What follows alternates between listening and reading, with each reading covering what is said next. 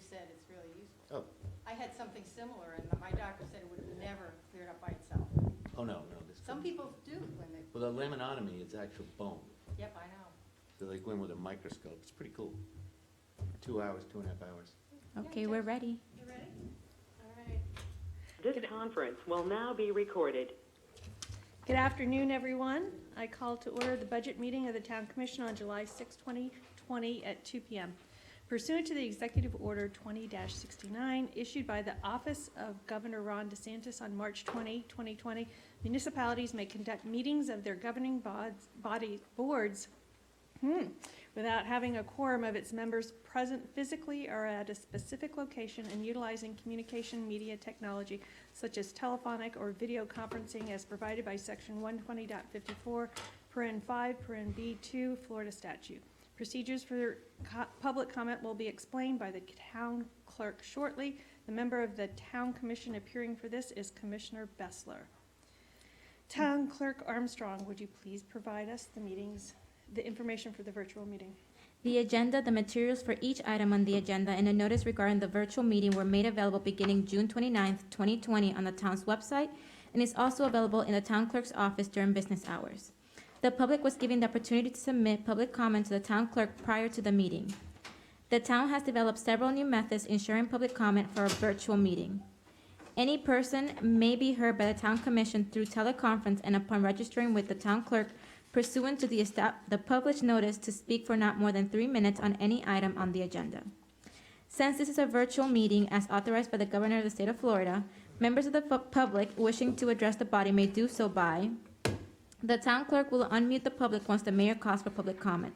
Persons interested in speaking may speak up to voice their public comment. Do not unmute your physical phone until you are ready to make a comment. Remute your phone once you have completed your comment.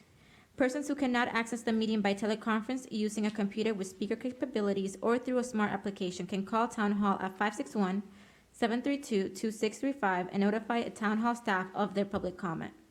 The Town Hall staff will notify the town clerk, who shall read the public comment into record. These public comment options established for a virtual Town Commission meeting comply with Section 286.0114 and Section 120.54 Florida statutes. The public that is physically present for the Town Commission meeting may participate in public comment by coming up to the podium. Those that wish to place a public comment using the podium but are currently located in the patio, please proceed to enter the chambers one at a time from the side door that has the open sign on a yellow paper. The town of Ocean Ridge has a facial cover requirement and also encourages the public to practice social distance. All chairs within Town Hall have been measured to comply with the 6 feet social distance requirement. No touch hand stations have been placed next to the podium as well as next to the entrance doors of Town Hall. Tips for virtual meeting. Try to use one device. Do not attend the meeting by using both the computer and telephone at the same time, as you will experience feedback with a strong echo. And we will not be able to hear the participants of the meeting properly. Mute your phone if you're attending by telephone or computer. Do not unmute yourself. If you are attending by GoToMeeting application or computer, please do not unmute yourself. The information in the chat box is public record. Call Town Hall if you're experiencing technical difficulties. All right. Clerk Armstrong, would you please call roll? Commissioner Bessler? Here. Vice Mayor Koss? Here. Mayor DeHasses? Present. Commissioner Herbert? Here? Commissioner Vichalek? Please let us stand for the Pledge of Allegiance. I pledge allegiance To the flag of the United States of America and to the republic for which it stands, one nation, under God, indivisible, with liberty and justice for all. Thank you, Phil.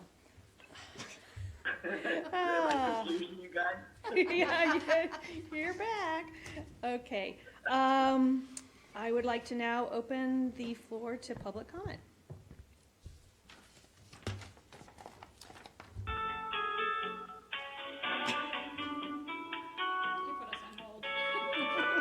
Is that the machine put us on?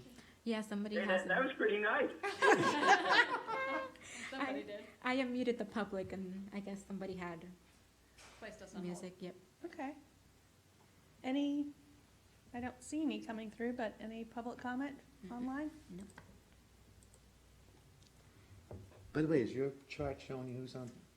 Mine's only showing the No. agenda. Just the Yeah. agenda. Okay. Can you show us who's actually online? I would have to switch it from this, and then I would be showing it to all the, if that's what you guys would prefer. I, I kind of like it. well, it was nice to know who was online. Yeah, Okay. I don't think that hurts anything, right? You Let's know who's Just online. switch it back and forth. Because there's nobody here.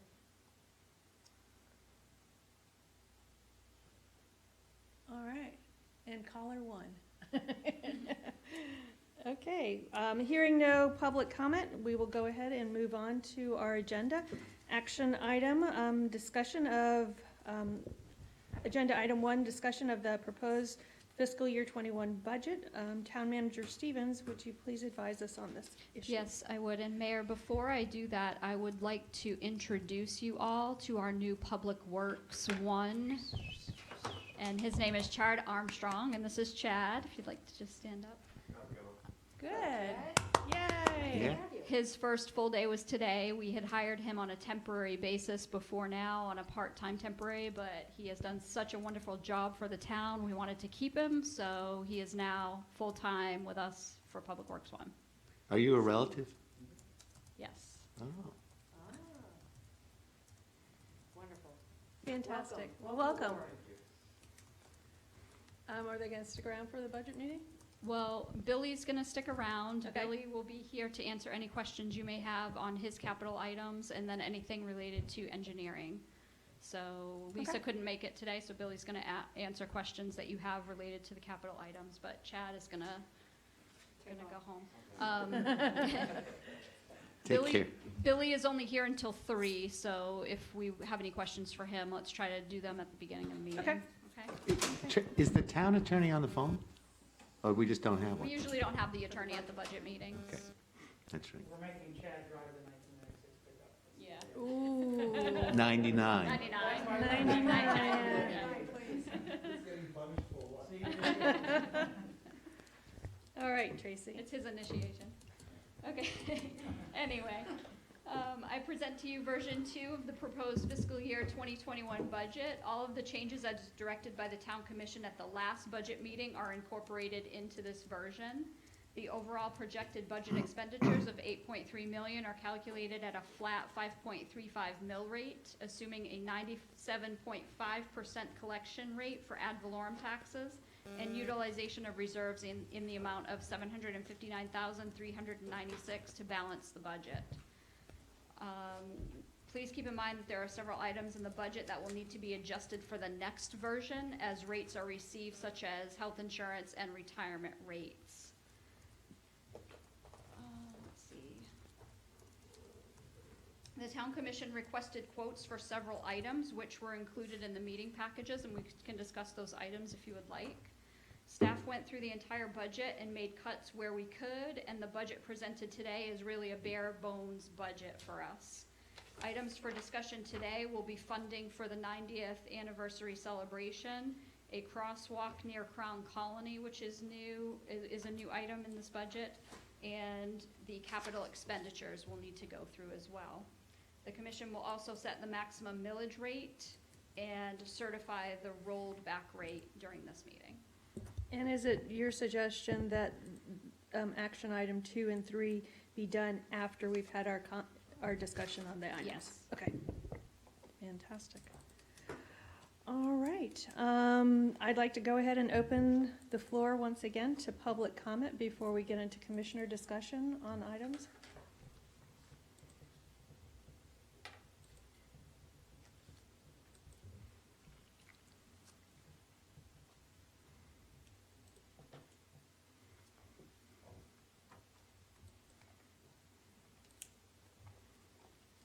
Okay, hearing none, we might as well go ahead and jump right into it.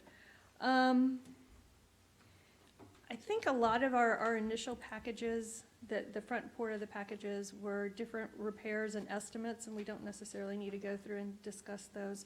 I think the one thing that did come apparent was, rather than looking at a used vehicle for the utility department, that it just didn't make sense.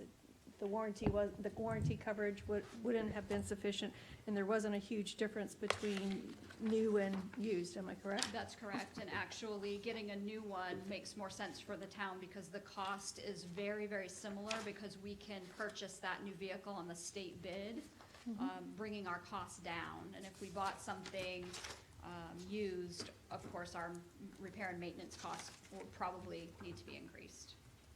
So Christine, just so I can track, did you Sure. jump to departmental budget narrative? No, I'm still under our first tab right after the office manager.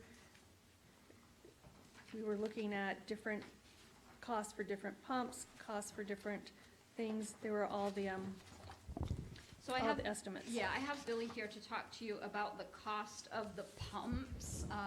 The estimate that we gave you from MWI Pumps, you'll see, there was item A and B were for replacing the pumps. Wait, no, that is for, hold on, that's for repair. Right, item A and B were for repairing the pumps. And then if you look at item C and D together, that's replacement. But that is for one pump, and we have a total of 10 pumps.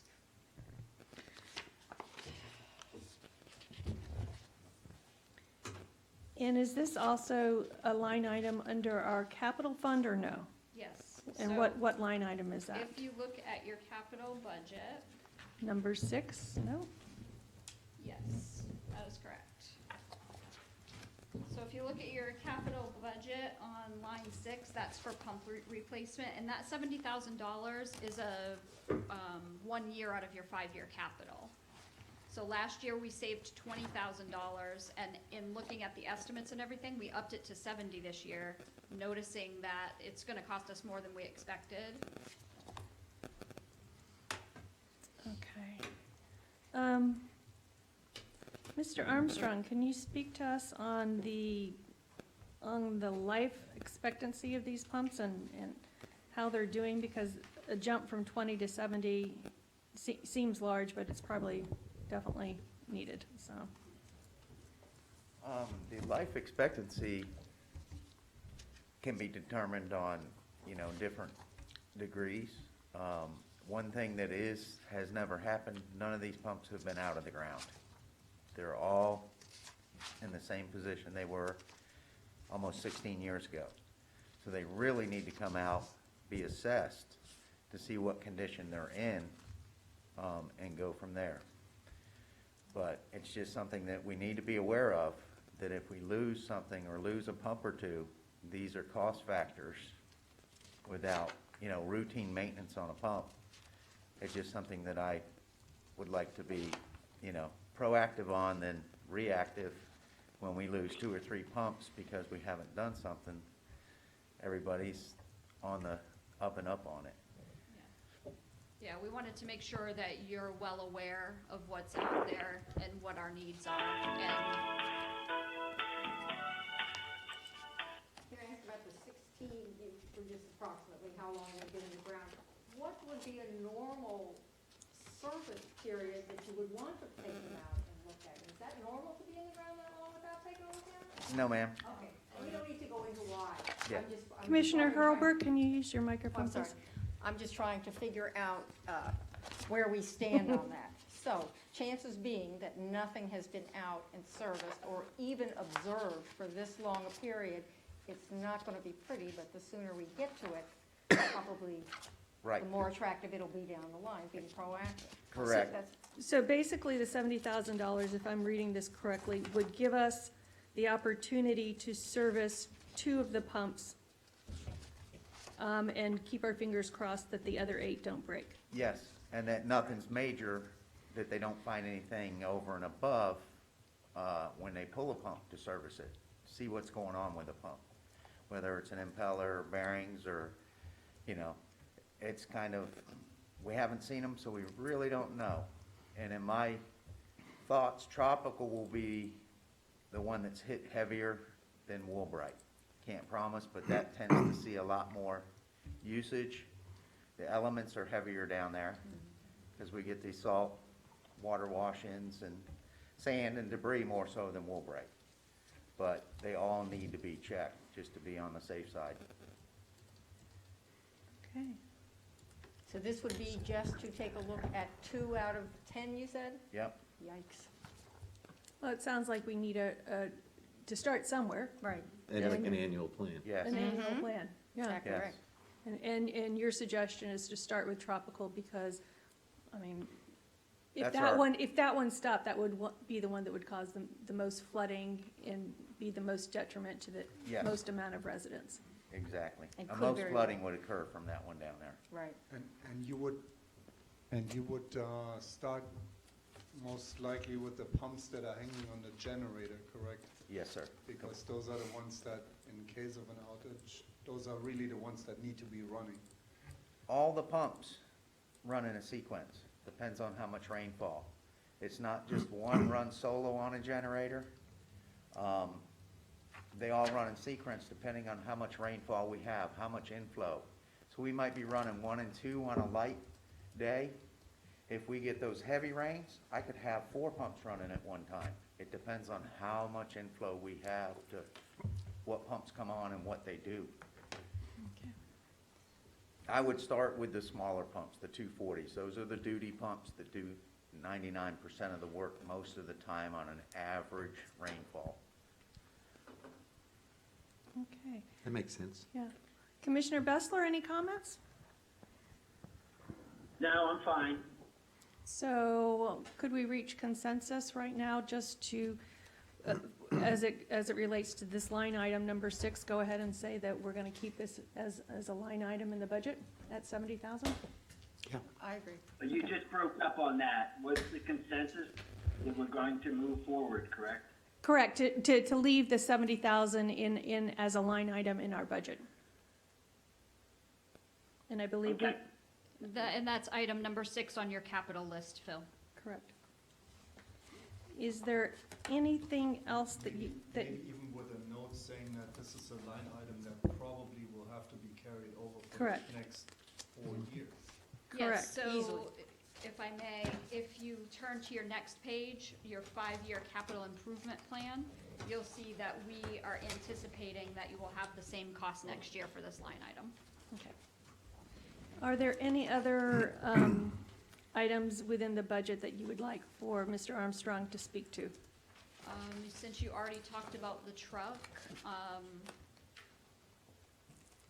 and unless you have any questions on the truck or any of the other capital items on the list. Did What? we take off the option of leasing on that truck? I believe we were looking at the option of leasing on a police vehicle. On the police vehicles? That's I know correct. Not that's on the in there. truck. I saw that. Yeah, But we, because we keep trucks forever here. It just- yeah, Yes, we do. Yeah. Yeah, so, yes, chief? You know, if you look at the police leasing proposal, you can apply that directly to the same thing because it's the state bid. It's the same dealer, it's the same kind of, so they'll offer the same style of leases they would. Okay. All right, Any other questions for Mr. Armstrong? I don't believe so. Thank you. Thank you. Hey, as long as we have Billy here, should we ask him if he wants to tell us something? Well, sure. Good idea. Not really. No. I mean, All we've right. kinda gone over it. Then don't complain for I'm the not rest of the year. complaining. He's advocating for the truck. Yes. Yeah, no. I mean, those are my main things, or the pump stations and stuff of that nature that will be, those are things that need to be attended to, that have been neglected for, not neglected, but haven't been serviced the way they should have been. do you feel that you have sufficient tools at your disposal to do the work that we need to do here in town? I am, The hydrants and pumps and all of those things. Do you have enough tools and you have the right tools and they're not? I have been purchasing tools that was allocated from last year's budget. My tooling has increased, so I've been purchasing tools as I need them. And as this year, like if we end up being approved for a truck, I will allocate tool money to outfit that truck. So we have increased dramatically and newer pumps, generators, stuff that we need that helps us get our job done more efficiently. Thank you. And we thank the town commission for that because you recognized the need last year for that and allocated money for it, so thank you. Okay. Thank you, Mr. Armstrong. Thank you. Congratulations on your new worker, too. Thank you very much. Excited about that. If it pleases the commission, what I think might just be good to do is to go quickly through this first section, because this first section, What section do you want? still the first section right past, not even before the first tab. In I front of your flipped revenue to expenditures. Christmas decor is next up. Yes, Okay. you got it, exactly. So the idea here was to save a little bit of money, and then I think the saving of the little bit of money is now being proposed to reallocate towards our 90th anniversary. We've gotten together a small group of people who had a very preliminary discussion about it to come up with different ideas, and we welcome anybody who has an idea on this, but it looks like right now we're probably looking at a small parade on Old Ocean, and then later in the afternoon, a barbecue cookout with a DJ and balloons and wonderful things here. Date to be determined, but obviously, all of that comes with the need to have some type of budget. We will be also reaching out to the various homeowners groups within the town, whether it be McCormick Mile, or the Book Club, or the Garden Club, and asking how they would like to be involved. Would they like to be involved with in-kind goods? Would they like to be involved with donating money? So I don't think that the town will carry the 100% financial side of it, but we need something to get started, so. So what we did in this budget is I placed $5,000 in this budget for the 90th anniversary celebration. However, the town commission will need to discuss that now and, or either approve it or not approve it. So what we were shaving off in terms of the lights was not a full 5,000, correct? We shaved off for the town holiday event from 7,000 to 5,000. We didn't do Okay. anything with the lights yet, so if you'd like to shave the lights down a little bit, we have the lights done here at Town Hall and then Ocean Avenue as two separate quotes for you. And if we were to eliminate the Ocean Avenue lights, how much of a savings? Is that the $2,200 savings? Yes, correct. All right, I'd like to open it up for discussion. Commission discussion? Sure.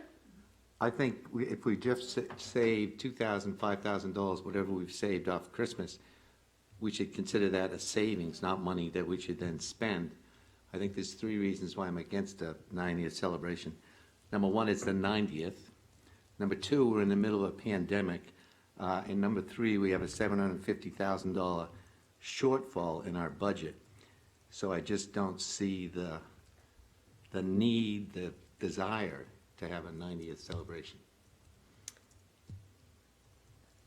I think that as long as I've been here, we've never really done any celebrations, and I'm hoping to goodness that when it does come around to the time next year, that it will not only be a celebration of the 90th, but also a celebration of putting COVID a little bit further behind us. And there had been discussions about having some type of barbecue celebration if and when that happened also, so. I understand exactly where you're coming from, and normally I could say that at a time that we need to shave might be a good thing. But on the other hand, there's the goodwill that comes with the fact that we have just had the year from hell, so to speak. And if it can come together with another excuse for a celebration, be it 90, 95, 100, it might be worth the goodwill and the feel-good that it would give to our town. I don't think the citizens need a feel-good. I think people do that on their own with their families. And also, we do have the annual Christmas party where you could achieve the same end. Commissioner Bessler. there's two sides to this. I agree with Steve with the COVID and all that. When is it scheduled? Did you guys mention that? There's Or when two, would it be scheduled? it's TBD right now. They're really, the discussions are very, very preliminary. It would probably be on a Saturday or a celebration Monday, if we had a long weekend, maybe a Monday type thing. What month?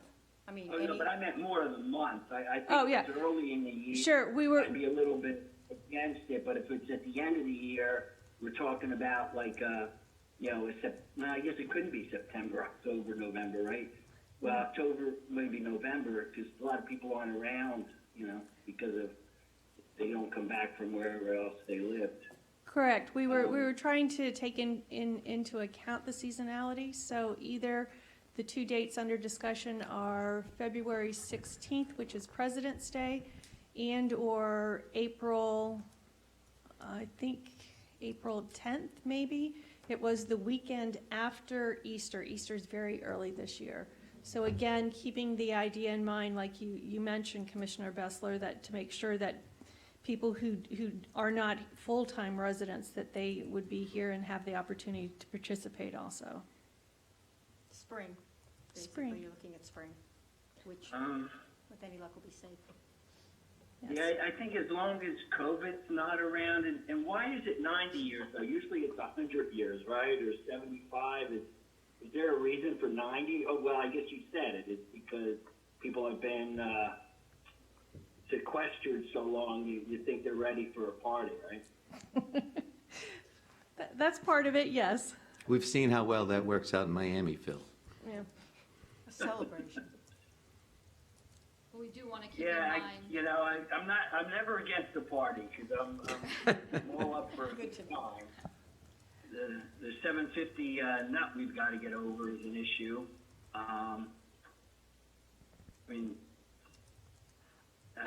I guess I'd go with it as long as we don't have a COVID issue. I hate to, get people sick at one of our parties. Oh, heavens, no, we wouldn't Wouldn't do even it. be allowed to do that. That's exactly what I was going to Right. say. I was going to say, if you do allocate the funds for it and do the planning, just remember that we may do the planning and not be able to hold it. Just like the Christmas. Yeah. That could be a non-issue. Yeah, but I think we've got to even be more conservative. I mean, even if the governor said, Yeah, no. you could have, parties and stuff, if people are still getting sick and there's still a possibility, because you got to realize, we're it. I mean, we're an older population in our town, so the age issue is, it's not like a bunch of kids going to a bar. We're a bunch of older people, rubbing So it's worse. The No, seat I belts on the agree. bar stools. Yeah, but I Yep. agree with the entire concept that it's a non-issue if COVID is still having issues, right? If COVID is still about, if there's no vaccine, no treatment, then any party's gonna be a non-issue for Correct. people that are being, conservative about And it. especially if we were gonna hold it here at a municipal situation, those are usually government buildings are the last ones to open up, so. And I hear your point, Steve, in terms of the money, and yes, the 760 keeps me up at night. I'm thinking that we could probably get quite a bit of this underwritten, so whatever was not spent would go back into the general fund or back into a reserve type account. I believe that the Garden Club had already talked about donating $1,000 towards it, so, I'm pretty sure that I can talk to my friends at McCormick Mile. I'm pretty sure, I think we can get a lot of stuff underwritten, whether it's, it may turn out, bring your own coleslaw, right? It doesn't have to be always something, that we spend a lot of money on, so. And sometimes those are the more community feel-good type things anyways, so. There will be no bounce house. How about that? Oh, Martin. Martin's not coming now. All right. The one thing I was looking forward to. There's no particular reason why we would want to do it in spring, correct? Other than we're trying to catch the residents that are. Technically, the anniversary is, I believe, May 15th, but Is that it? we're not working towards that one way or Towards the that. other. It was trying to get it far enough out that hopefully COVID would not be an issue, but still while seasonal residents were still in town. And 2021 would be the 90th year. Correct. So I have some sort of concern, and I share Steve's concern on that, that I think it's, yeah, given the nature of this particular virus, and given how long it takes to find vaccines, how long it takes to find cures, or at least find a way how to cure it in a more manageable manner, I think it is, spring might be, this is like the 1 year, and that might be reaching a little bit early. So I would think, why not push it towards the end of the year? Why not push it towards November, December, and maybe combine it into a Christmas holiday 90-year celebration, make it big, make that holiday celebration a big celebration. And for sponsorship, I think we have a lot of vendors that are dealing with the town. Maybe we should approach them, see what, if Republic can chip in a couple of bucks, and you know, all those people. And I think I'd agree with very, that. very good chance actually that we might get this whole thing completely underwritten. So in November, the one event that it could be combined with potentially is the Memorial Day barbecue and celebration. And then, On the Veterans Day? I mean, sorry, Veterans Day. Well, it's a to be announced date as it stands, which basically is going to dance around COVID. And it's going to dance around, I think the rest of us agree, as well as being a government building, it's not a pretend COVID or things are looking better COVID, it's a done deal. So if it's not a done deal, we don't have a date for it.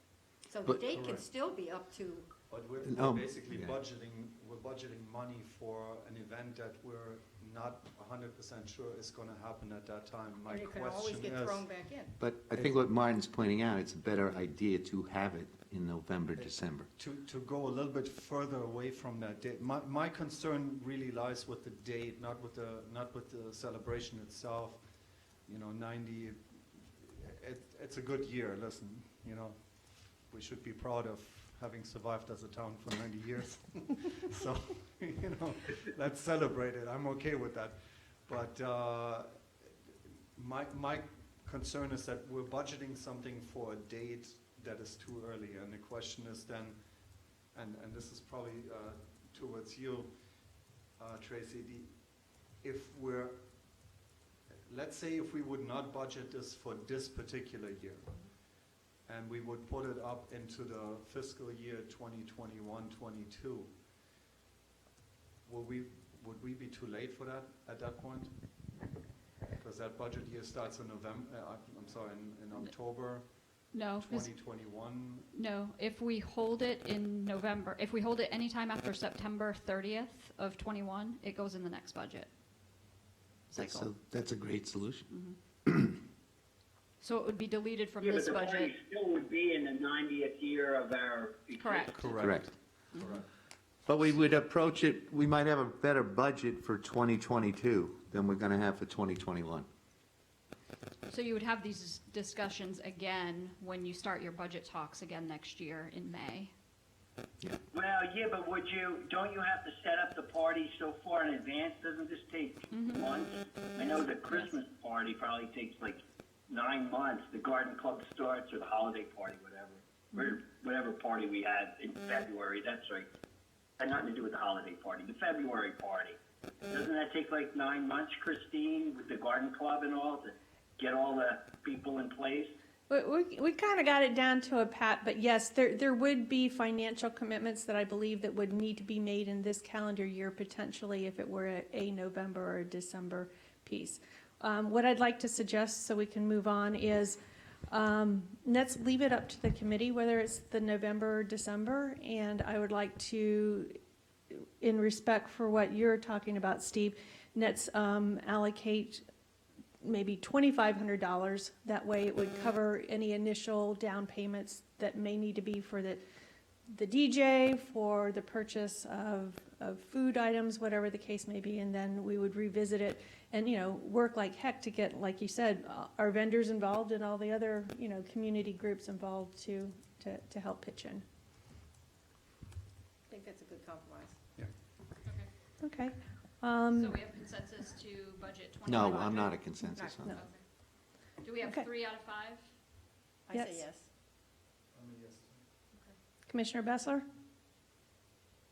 Did you say 2,500? Yes. Yes, then I'm a yes. Okay. Okay. All right. While we're at it, though, can we go ahead and have some consensus whether or not we would like to continue with the Ocean Avenue lighting versus Town Hall lighting? If we're looking to make a cut. One or the other, or both? Right. We have both now, but we're talking about making cuts where we can, so that was your suggestion, is maybe ditch that one. Correct. Okay.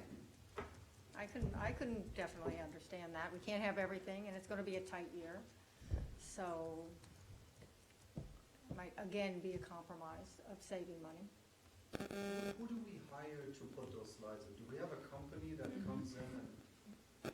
It's in your package. Yes, Christmas Decor is who we hired last year to do this. Did I not see that? Yeah, it's in the front of It's your right book. after the truck.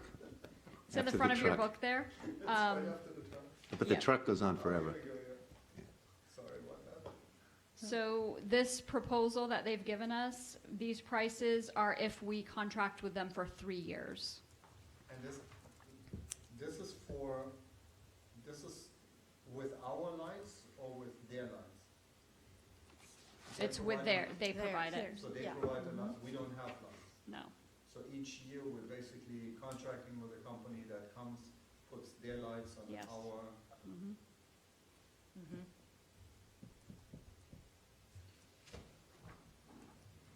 I think it's kind of cool if you come into Ocean Ridge and you kind of get to A1A and nothing's going on, and suddenly there's this explosion of color at Town Hall and the various homes on Ocean Ridge, on A1A. So I'm all for saving money. Yeah, Because I mean, I I don't like think we're both, but I'm fully with you. appreciating how in the hole we are here. Yes. Right. I think. I Yeah. think that's one So, that we could. so is there consensus that we will go ahead with Town Hall, but not go forward with Ocean Avenue this upcoming year? I would agree with that. I agree. I will agree with it too. Commissioner Bessler? I agree. All right. Right. So, we're only $300 in the hole from that little discussion. All right. I'd like to go ahead and open it up for, before we get to the capital fund, because those are the major items that I think we're still, When you say that, you mean the text? The items number 1 through 13? correct, Okay, good. correct. If there is something specifically that has caught your eye as a commissioner in any of these other sections, now's the time to, let's go ahead and speak about it.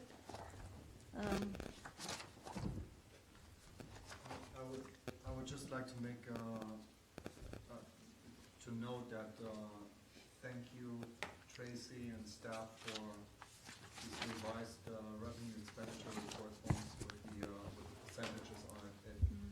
I know it's more work for you guys, but it makes a ton of a difference for when you're sitting there and you try to make sense of numbers, and you have a little bit of a reference point as to where things go and where we are.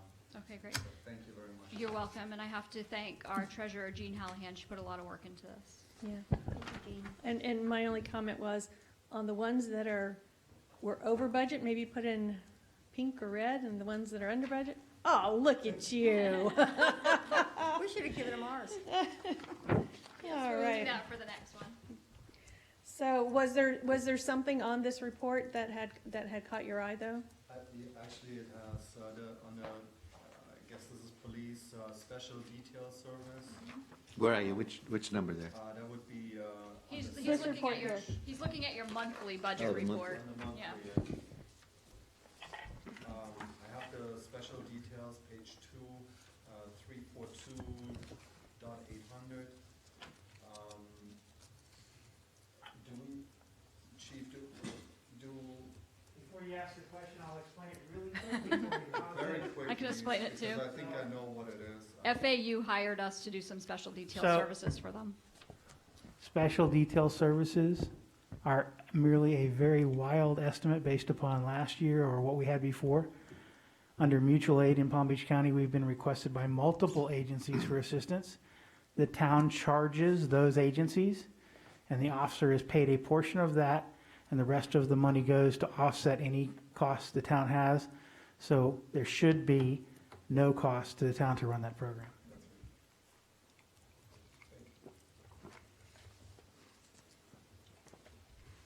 Okay, that was it?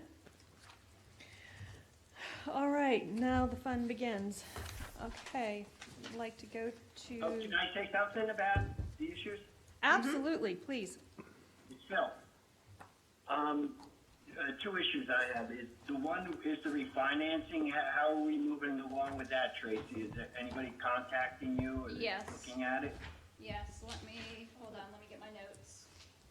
Jean just handed me a paper today when I came in. Okay, so we have two of our loans. One of them is our town hall loan and the other one is our drainage loan. And our town hall loan is through Bank of America.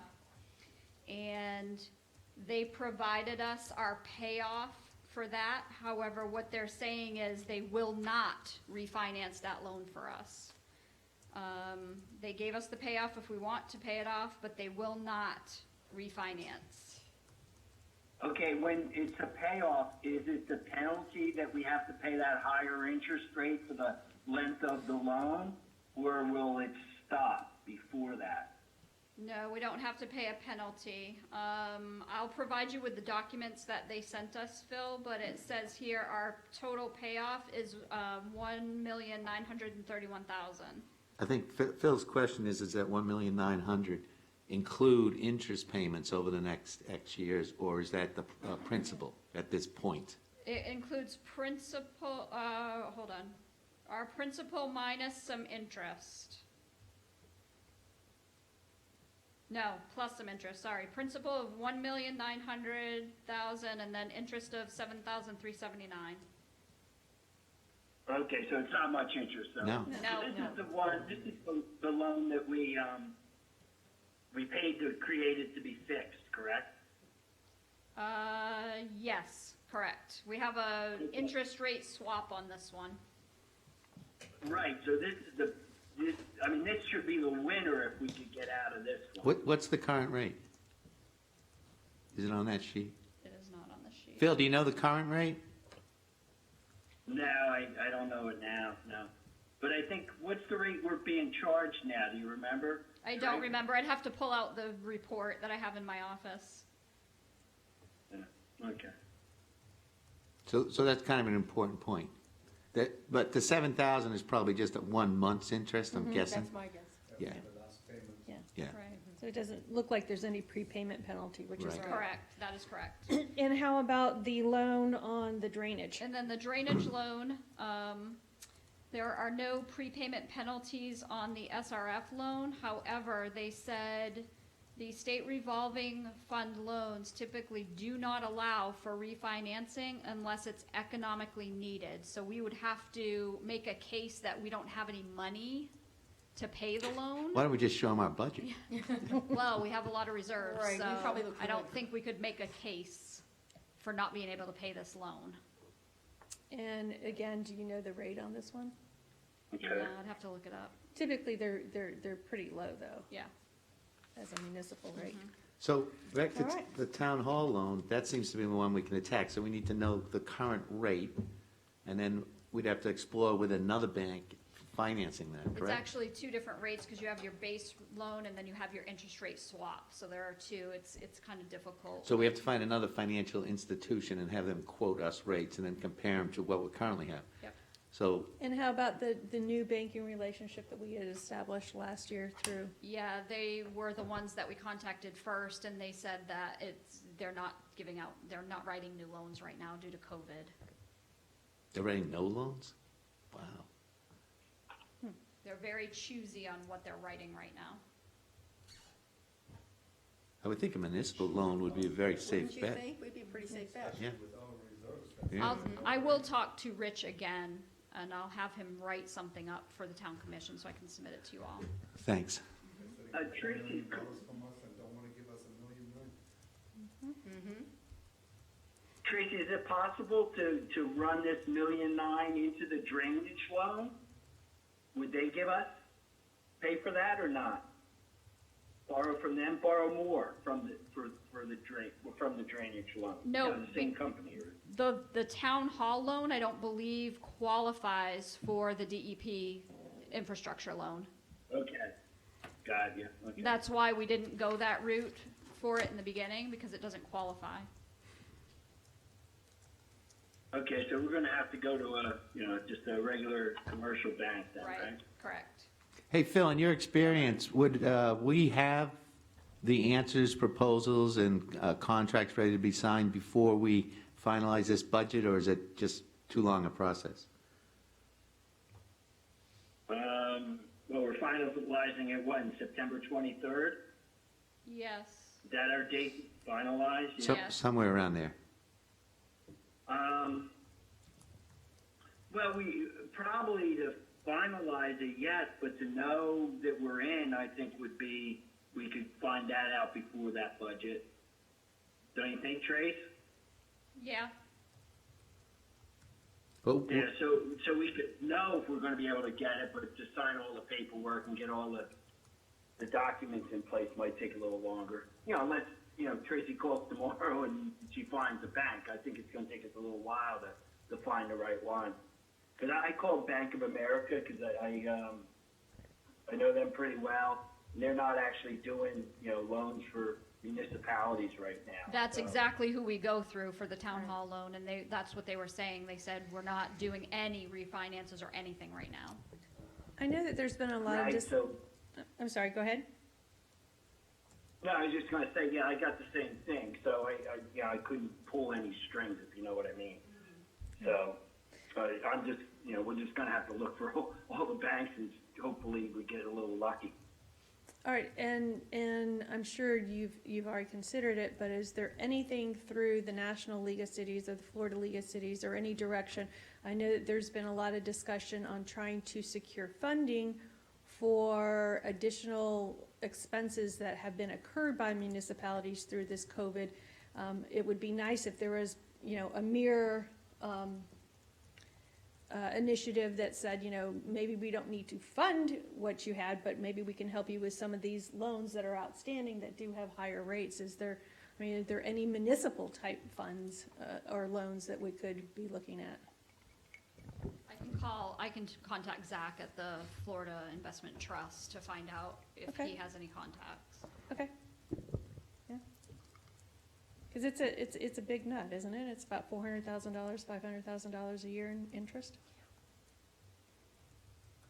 There could be, I don't think it's that much interest, but well, Is that in before- interest plus Plus, principal. plus The payment. expense, the line item expense. Okay, Commissioner Bessler, you said you had a couple of issues. What else would you like to discuss? Yeah, well, just the other one, similar to Martin, I'm happy with the way they've done the monthly expenses again. And what I would like you guys to do, though, is make sure you save those percentages, because I think what I'd like to recommend is to have our budget done based off of those expenses. For example, we get our tax revenue, nothing in October, then we start getting some November, December, and by May, I think we had 80% of our revenue in already, or some large number like that, so that we budget that revenue that way, so when we see it coming in, we kind of know, are we ahead of it or below it, because the first few months, well, the first month we're under budget on our revenue. The next month in November, December, we're over budget all the way until the end of the year, and then the last month we're kind of on budget again. Yes, So if you save those, yeah, go ahead. I was just going to say, so if you save those percentages that you've already done already for May, then you can roll them into like next year's the budget so that you know those revenues that's where you should be. I know some of the expenses, like when you're doing individual projects, they're all over the place. But there's certain expenses that we know, not exactly, but we know when they're coming in, sort of like the garbage, right? The Republic. We only pay them 2 months. So 10 months, we're under budget, and 2 months, we're over budget, And instead of knowing exactly when it's coming in, so we know exactly whether we're under or over budget. Did you follow that? Yeah. Okay. Okay. Vice Mayor Cos, is there some of these issues besides capital? Is everybody comfortable moving to capital funds? One question I'd like to ask, because I'd like to tuck it in the back of my head, because there has been discussion in both directions. The first thing is, number one, shaving as much off as you guys have is commendable. I mean, I know that you probably are counting pencils at this point, so we do appreciate all that additional work. There has always been a question, though, as to will we have any reserves at year end, any monies left over at year end to put into reserves? And if so, what is that estimated amount? I still don't have that estimate right now. This year has been extremely difficult to make that projection because of COVID. I'm looking at the numbers closely every month, but it keeps shifting, so I can't really make a projection at this point. Can you give a range? I mean, because that makes a difference when we're looking at this $760,000, right? If we know that 200 is going back into reserves, we could all sleep a little bit easier and, not be afraid to go to our cars in the dark. I think we'll put some in. It's not gonna be as large as we put in last year. What did we put in last year? I think we put like 600,000 back in last year. I think we'll be closer this year because we had those expenditures, but we don't know if we're gonna get a hurricane either, so that Sure. will make a difference. 100, 200, 300. She's not giving you any. I'm Good telling try. you, it's so hard to Yes, tell you. Chief. Something. You guess we'll probably do something. I think a good answer is this, is that you will see in excess of $100,000 from my budget go back to reserves. The problem is, you may have to offset them because your revenue numbers is what she's afraid of. She can't tell you what her tax revenue, Right. sales tax, and that's the problem. And normally in a regular year, we would be able to tell you an estimate of 500,000 today if nothing changed. But those numbers, with all due respect, and I don't mean this to be negative, I mean to be very positive, are scaring the living daylights out of your town meeting. Because they're unknowns right now, completely in every government agency. And that's her job. Yes, I yes, didn't say that was bad. that's Yeah. so true. Okay, so, sorry, I just wanted to segue to that because I know that it is a moving target, but, and it won't impact, obviously, these individual items. Let's just go through real quickly, if it's to the pleasure of the commission, for the capital fund. I think we all agreed number one is number one, getting ourselves a new little ATV. Can I interrupt just Sure. for a moment? Before you start talking about capital, can we talk about the operating budget just one or a few more minutes? Because I know Sure. Commissioner Hurlbert had another item that's related to the regular operating budget. Okay. All right, so, you all remember last time I talked about getting our tree inventory, and I got a quote from Planet Geo for $5,000, and we said we would discuss it again. So since that time, I've been doing a little bit of research so I could make a presentation. Gentleman that runs the company is in Colorado on a work, so he couldn't come. But what I'm looking at now is, it's 5,000, and I get it, we're broke, but we've done a lot of pencil sharpening, and I find it much more of an environmental project than I had any idea to begin with. So I started talking to the sustainability director of City of Boynton Beach, Rebecca Harvey, who also works with the coastal resilience plan that Tracy is part and parcel of. Boynton just did a canopy assessment. Of course, they're much larger than us, so they're... Susan, Yes. speaks a little bit closer to the microphone. Sorry. This needs to come out a little more. Okay. So Boynton just did a canopy assessment, and I took part in their, watching their webinar, which was brilliant. So when I spoke to Rebecca afterwards, she has instituted in Boynton what they call the Go Green Initiative and joined a South Florida group, what is it called here? Southeast Florida Climate Action Plan. So it's all basically proactive on our environment. So they paid for a canopy assessment. They sent it to the public. They worked with a company called Green Infrastructure. I called them because Boynton says they have to get 3 quotes for anything they do. So I called them and spoke to them. And they said that we're really so dinky in our size, which is a good thing for us, that they thought we were good where we are. They all know each other. All these infrastructure companies know each other. But the gentleman was lovely enough to speak to me and even sent me some links for some possible grants from the urban forestry if we wanted to go forward with protecting and growing our canopy. So what I'm proposing, besides the original, is just the fact that we look at it from a different vantage point here. Originally, I just wanted to list our beautiful trees so we could have a decent historic tree ordinance, which is already on the books. I just needed it to be filled out. Now I'm looking at it's a little bit more important here of what our canopy actually does for the environment. So inventorying it is the first step. This company will walk the entire town. They inventory, they hook us up to a plotted map of location, species, condition, risk ratings, and size in tandem with a tree plotter software suite. That's all part of the package.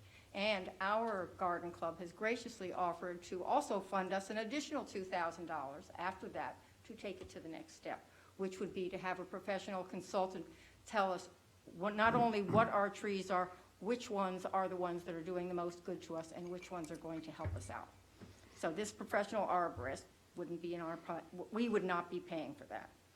So the company here is a geospatial tech firm who specializes in urban forestry, planning, and natural resources. They use high-resolution aerial satellite imagery, which analyzes correlations of the canopy cover with environmental indicators tracking the ecosystem benefits. They've worked all over the country, and they've locally mapped West Palm, Orlando, Crystal River, and Miami, among other municipalities. So we all know that we are part of the Coastal Resilience Plan. I think that was Don's suggestion, right? A couple years ago, we put it in the budget so that we're all working together instead of separately. And when I spoke with the sustainability director in Boynton, she agreed that the canopy itself is part and parcel of coastal resilience because it includes dealing with erosion control, combating sea level rise, mitigating stormwater runoff, and protecting. So the benefits of preserving our canopy are less energy use, because if you have shade trees, you're cooling down your house and your property. The biggest one is it is the only natural filter from increasing our carbon footprint. That's producing the oxygen and filtering the CO2 emissions. Erosion control, which is a problem for us and also leads to flooding. The big one here is reduction of the heat island effect, which is probably something you discuss a lot in that coastal resilience. And that's when the land surfaces become modified, and then they overheat, they decrease the air quality. So reduction of the heat island effect is a big priority of the EPA right now, and the green space promotion is a great mitigation tool. And then, of course, one of our most expensive issues is stormwater runoff drainage. Canopies mitigate stormwater runoff and provide waterfront protection. I think, Martin, you mentioned that the state and county have specific canopy and tree statutes. Well, I looked them up, they really don't. What they have are minimum standards that they suggest and preferred plantings, which I had discussed before, Florida Friendly, which is why most municipalities from Tallahassee, Sarasota, Coconut Grove, all have their own specific tree canopy ordinances. They speak to the canopies, the environmental concerns, and the green space. So I'm thinking that protecting the environment proactive should be a priority. The 5K won't break us. And thanks to some very good pencil sharpening, I think we could squeeze it in somewhere because this is proactive for the future and the health of our town. I've also been directed, like I said, to the U.S. Forest Service for grants, which might be of help someplace. And our grant writer, right, our new grant writer might be able to help me with those. Well, except he costs $5,000. Pardon me? If the grant writer did apply for a $5,000 grant, No, I'm talking about we fund the 5,000. After that, we get 2 from the Garden Club to do our next step, which is going to help with the species and the placements. And then if we have some more work, which is always goes to the next step, that's where we go for the urban forestry grants. So not with this. So that's my little presentation. And open for discussion. Can I just mention one thing? As part of our vulnerability assessment that we're having completed with the other towns, with the Coastal Resilience Partnership, one of the items that may come out of that is to look at our tree canopy in order to help us reduce the emissions and help us with the heat effect, to help us with flooding. So that is something that they may augment and do also? No, that may come in their report for something for us to do in the future. Gotcha, okay. Commissioner Vishalek. Squirming over there. I'm on the edge. I know. So if we're doing an assessment and then getting an arborist in to give us recommendations, the next step after step 3 would then be, and this is, I guess, what a grant would come in, for example, planting trees? Well, it putting depends on, public what we're spaces? doing is different than the canopy assessment that Boynton did, because they're larger and that's, 4 times the amount. That's a much bigger deal. I'm starting with the smallest thing that we could possibly do, and since we really don't have public space, we're mostly private, that the tree inventory is the step to tell us what we have, where it stands, and where our good species could go that then, as Rebecca said, they're going to do in Boynton, they're going to look at adding to their landscaping code. I think one of the things this company does also is they have certain model codes that you can look at to add to your landscaping code, so then when you're planting, especially in the fragile ecosystem that we're all building, and you see, we're all just building, the town's only gonna have more building permits come in, that we can plant the right things in the right places to help mitigate stormwater, erosion, flooding, et cetera. Well, just out of curiosity, what is our tree ordinance? I mean, what does it consist of? The only thing I could find is there is a historic tree ordinance which protects and preserves historic trees, but there is no list of historic trees. So that's what started me off. I'm going, what good is this? So I was going to just look for historic trees, but as I went down that rabbit hole and looked for more than just the ambiance of what we have here, how it really works to provide health benefits, then it just kind of blossomed. So we have minimal, but I do know that P&Z, that's one of the things we had on for them to discuss, is looking at our landscape codes. I've been looking at them all. I went on MuniCode and I find the prettiest places, Gainesville, Sarasota, Coconut Grove. Lake Worth has a fabulous one, and they take it all very seriously. And their codes include all the environmental reasons of why we're trying to preserve what we have, and we have a good canopy. I mean, when you see the DEP drone picture, we have a lot of good green here. The idea is preserve and protect it. And every time something gets built on a lot, there's a chance of losing a lot more than really we probably should. So if we know what we have, we can protect what we have. Okay. Vice Mayor Cos. well, I'm against it. In this particular budget year, I'd say this is the kind of item we should push off to 2022, and hopefully we're not $750,000 in the hole. Number 2, Wayne Cameron, before he left, I had a discussion with him about trees. And there is an ordinance that you cannot cut down a tree that's a greater than 2-foot diameter. And I would think that ordinance would take care of your historic tree problem. It doesn't, because Wayne and I talked and we walked through those as well, and they're pretty weak ordinances. Otherwise, you wouldn't see so many of them coming out. Do you have an example of an historic tree that's less than 2 feet in diameter? You can. You can have those, the orchid trees, the orchid trees. No. There's probably one down the way from you. The orchid trees are not enormous width-wise, but they carry a lot of canopy on them. So and that's the point of the historic tree. When I originally was getting into this, was I wanted a professional to tell me, what does big equal historic, equal specimen, equal, what do they call it? So, by the way, Anything if you do remember where that orchid tree is, please Yeah, text me. yeah. Okay, Commissioner Bessler? Susan kind of broke up. I heard that we could hire a consultant, but that's free. What are we anticipating we'd have to pay for this?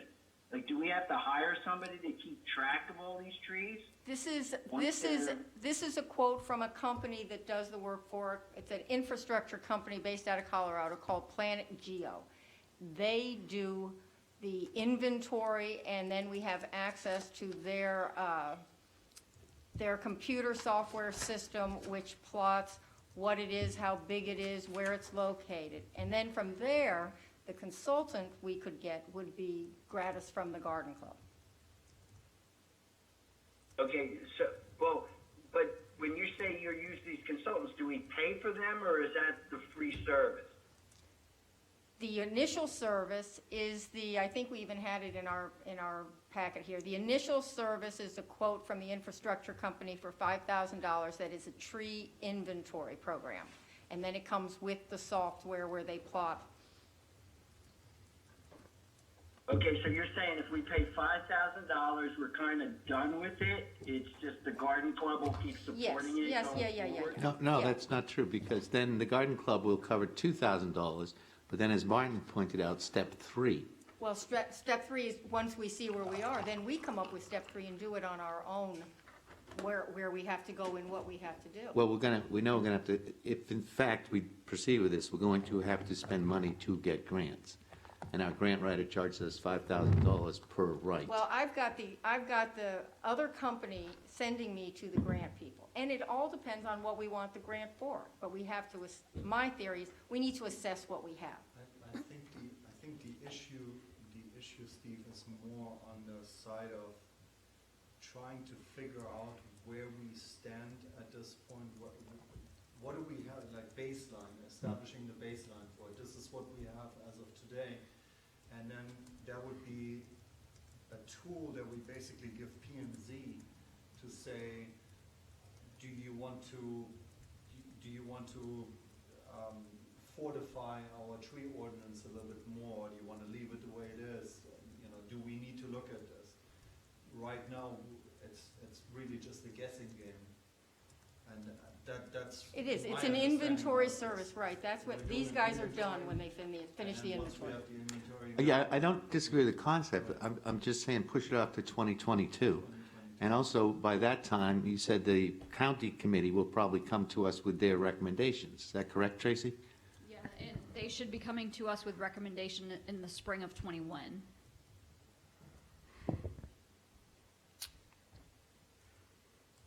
How long does it take the survey, to do the survey? I don't know. The quote ended actually at the end of May, but he told me he would extend it. Let me see if he tells me this. I lost that, Susan. Could you Oh, say I'm that sorry. again? I'm looking at the quote that I have and how long it would take. And I know that when I sat down and spoke with the gentleman, and he said that we're one of the smaller municipalities that they deal with, what are we, 1.7 miles here, that it probably doesn't take us very long.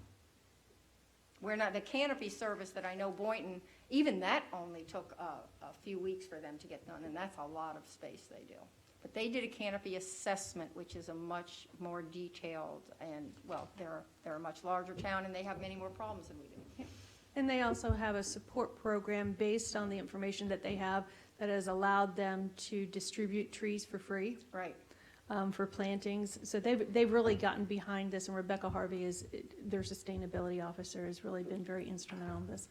I feel like I agree that this is establishing a baseline, and that if we keep kicking the can down the road, we may continue to lose some of these bigger trees. We were just very fortunate that the gentleman who is building the house at the end of Ocean Avenue kept that very large tree. Yeah. but it probably easily could have gone. The sausage tree. Yeah, so. Well, that's got a greater than 2-foot diameter.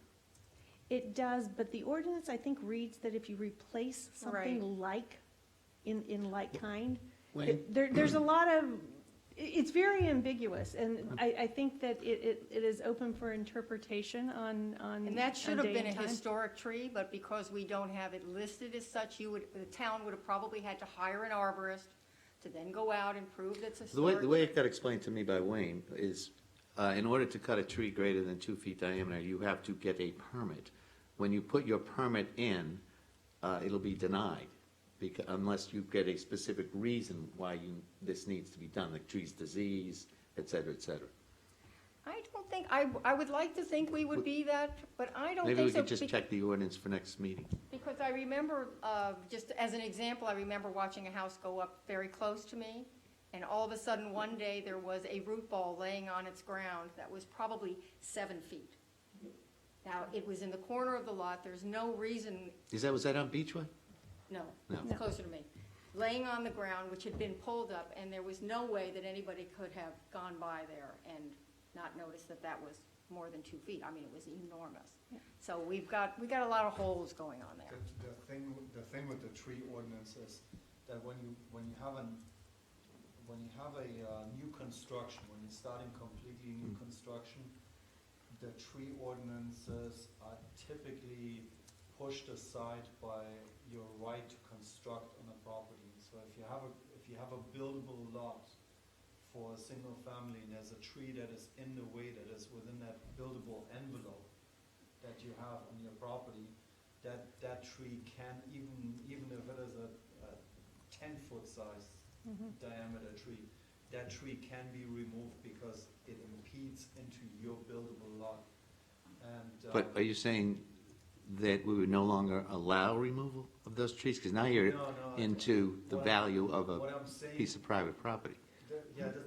This would not impact that, and I don't think you can.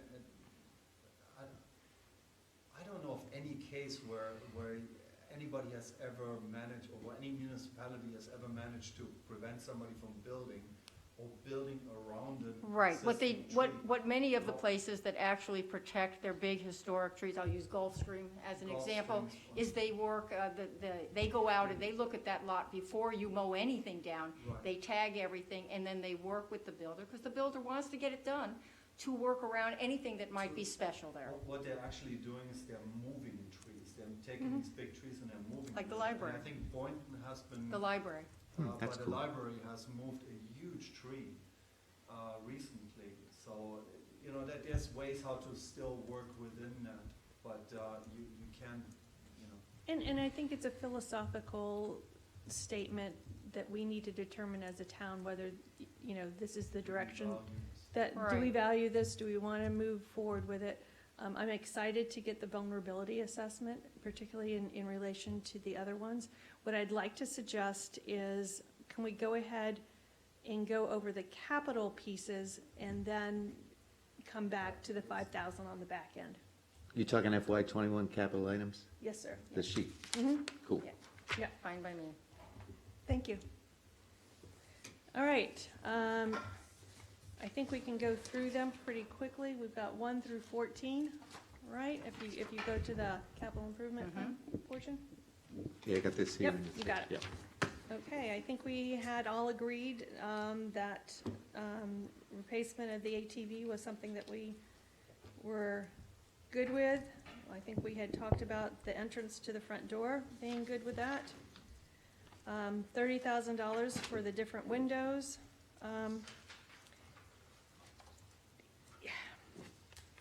With town hall, is this, what we have up now in, let me rephrase it. What we have up now in town hall, although it looks a little bit tacky because we've got little clip pieces on it, it seems to do what we want it to do. You're talking the town hall entrance, not the Correct. police entrance. Yeah, Correct. I agree with you. It does what you want to do for COVID, so it's really a sneeze screen is what it is. It's not going to do what you want it to do for security of the building. What did you call that screen? Sneeze It's a screen. sneeze Sneeze guard. screen. It's a sneeze guard. I hadn't heard that. Good Sneeze term. guard. Okay. But behind the sneeze guard, we have the security bars though. But they aren't down during the day. Those are normally not down during the day. They're only down during the day right now because of the sneeze guard. So those would be removed and replaced with a security window. So could we, for an additional year, given that this is a tight budget year, could we figure out a way how to bring them down where there is, say, 1.5 feet of clearance underneath them, which gives us security that nobody can jump through a window at the same time? Are we looking to separate the There are dispatch 3 and, windows. right? Correct. The cost of the police window and then town hall. If we can isolate the cost of town hall. They were 10 each. They're 10 each. Right. Yeah. So how that do we get depends. I mean, if you want to, I mean, it's bars though. I mean, do you want, it's, I I mean, I know. I agree with You what all Martin's agreed to saying. it last meeting though. I Right, mean, you right, already right. approved Good point. it, but It solves the problem. We have it, can we use it for 1 year, and not look fancy and? For both, for all of them? No. For the police. All right, that's what I'm, My understanding is that the police, dispatch window has to be. removed. right, okay. Yeah. That's what I'm That looking is at not first here. That's why I just want to make sure. Correct me if I'm wrong. um, It's cracked, Yeah. yeah, it's cracked. So this Correct. has to be removed. right. There's no doubt about it. Okay, So we're I talking just want- strictly about adding the Okay. security here to the, So to the it's, town hall. so with the bars like that, somebody could physically put their hand through and open it. So it's not security by any means. Open, The bars that come down, yeah. I could stick my hand through it and open it. Like retail bars, right? They're retail bars. And open It's the not bars. real Open the secure. bars. Yeah, what are you opening? It's not really secure. It's, what exactly, can you go through that hand motion again? I don't get it. I'll show you after the meeting. We can Okay. walk out there and I'll show you what I mean. So, There's like a little latch. They're not that- locked. Correct. And again, could lock and, them. and I apologize, I probably shouldn't open up Pandora's box again, but, I'm trying to find little monies to do nice, fun things too, rather than, just all utility type stuff, that rightfully needs to be done also. I don't like the look of the bars, I get that, I think Yeah. that it sends probably a very, very unfriendly, message. Do we need both of those openings, though? We do on busy days because we have 2 employees helping Right. the public at Gotcha. once. Okay. And help me again, obviously the dispatch, we understand why that has to be locked up. Has there been a security incident, or are we just trying to get ahead of the curve and make sure that we don't have a problem? We're trying to get ahead of it to make sure we don't have a problem, because really, you could replace your dispatch window, but the building is still unsecure if we're open in town hall, because we're connected. Right. So if anybody wants to breach town hall and get into the police department right now, they can. but you also have, what, 15 odd police officers within feet of you.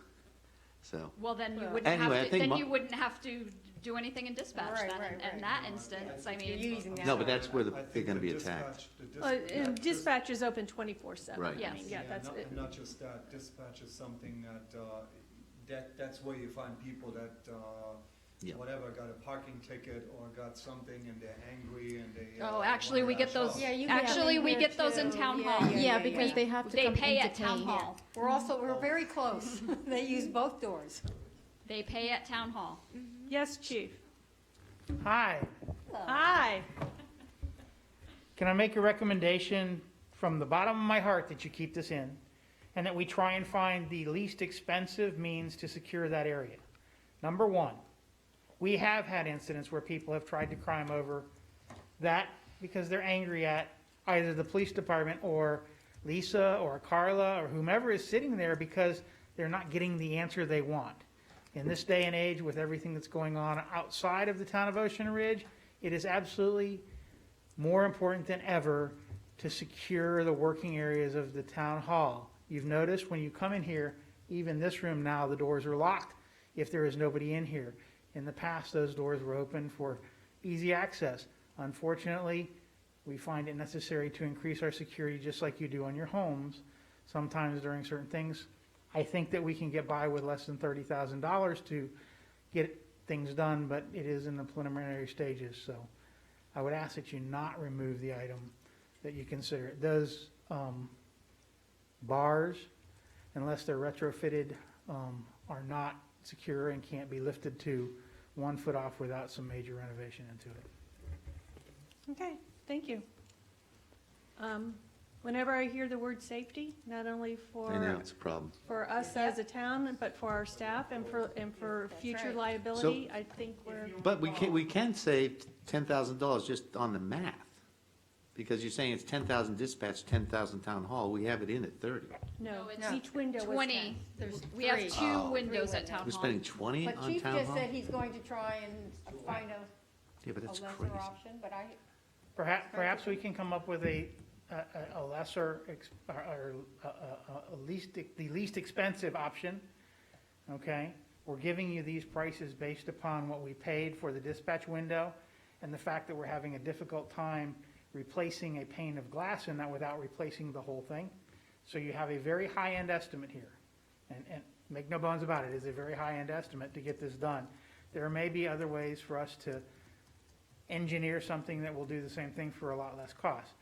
If you will recall, some of you were here, Town Hall now has an alarm and a panic alarm. There's a reason that the girls up there have a panic alarm, and I'm sorry, I say that, there's a reason that the employees up there have a panic alarm that instantaneously notifies the police, and if everything is working correctly, you should not have 15 police officers in the building, they should be in your neighborhood. good point. Is the glass that we're proposing here, is that bulletproof glass or semi-bulletproof? Shatterproof? So it was a level 3 protection glass is what they were looking at. The estimate was based solely upon what that dispatch window was to kind of mimic it here, whether that's necessary or not. And to that level, I'm not gonna give you my opinion right now. I've been working with some plastics people and some Lexan people in the last week or so on some other projects, and some things may have come into my head that may help us. That's good. Okay. Okay, do we have consensus that it stays in and we hopefully, if there's not the same level of glass needed between dispatch and town hall? Well, aren't we kind of hopeful with what the chief said? Yeah. That we'll end up at a $20,000 That he item? might be able to do better. Yeah. Okay, But I think the 3 windows, that's the agreement here, is the 3 windows need to stay in. okay, Are we all agreed on that? Yeah, But we'll know by next budget meeting what the true cost will be. We can try and get you some better costs. It's very difficult. It's a kind of a very strange market right now with Lexan and plastics. Think of everybody making what? Yeah. Salad shields? okay, So it stays in, stays in. kid stays in the picture. Number 4, I believe we discussed this at length at the Yeah. last budget meeting, staying in. Number 5, That was just removed and placed into your regular budget. It's still in the budget, it's just in operating instead of capital. okay, having gone through the year before, we're not touching number 5. Number 6, okay, we're looking at, based on Mr. Armstrong, looking at potentially refurbishing 2 of the 40 horsepower ones on Tropical Drive. I think we had already reached consensus on that, I yes? think so. Okay, check. Okay, number 7, paving, grading, drainage. So this 140 is comprised of a pump station generator at $125,000, a pipe grouting at 15, and a nothing for the Eleuthera cul-de-sac. That is correct. It dropped it, what, from 265, 265 down to 140? right.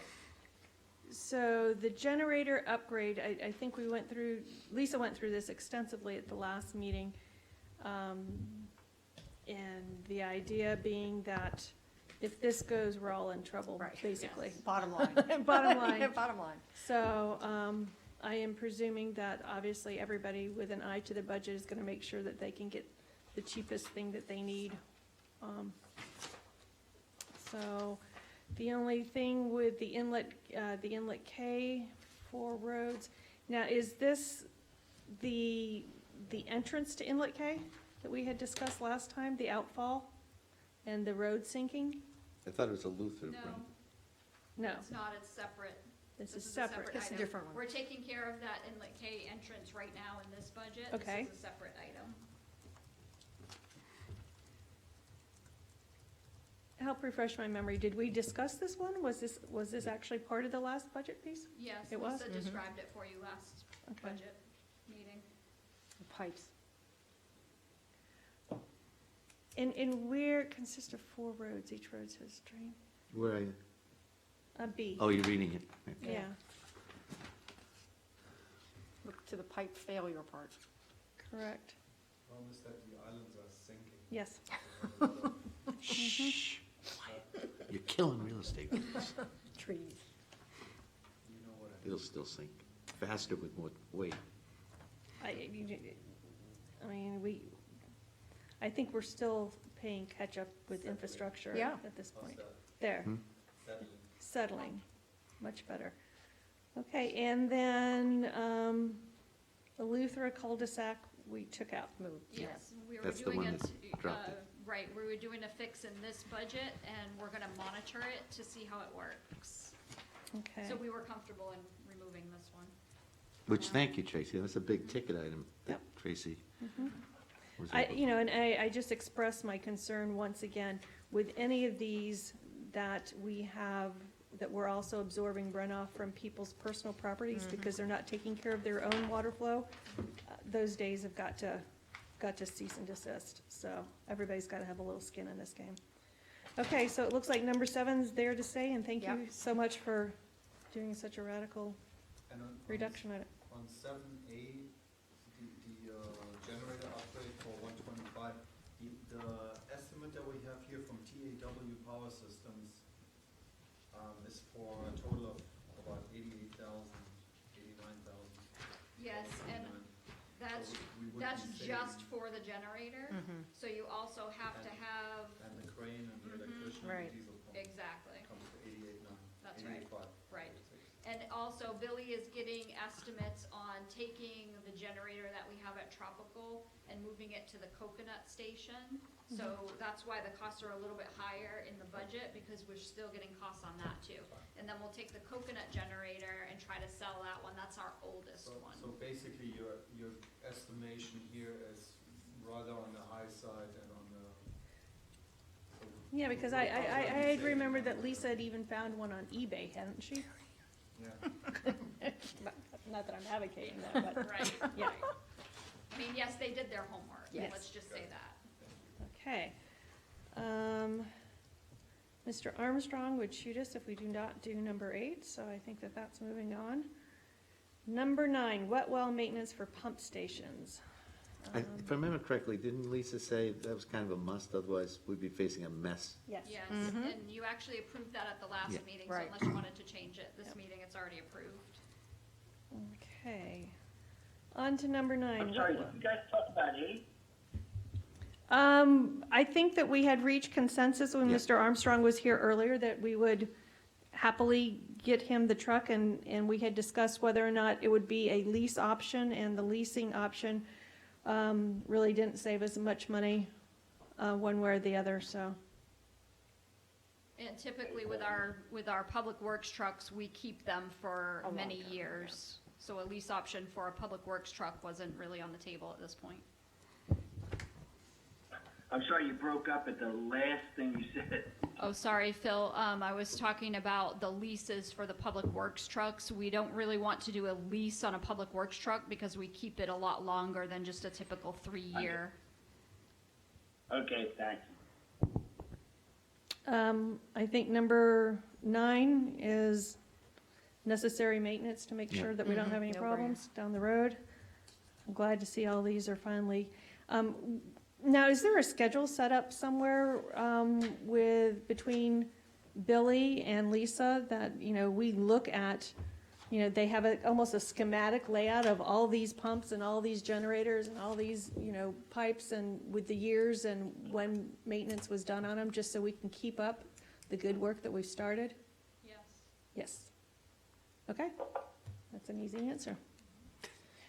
All right, number 10, police vehicle.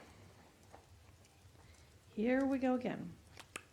I think from my conversations with Tracy, and I think the chief was there, they've shifted the buying schedule from a 3-year rotation to a 4, Yes.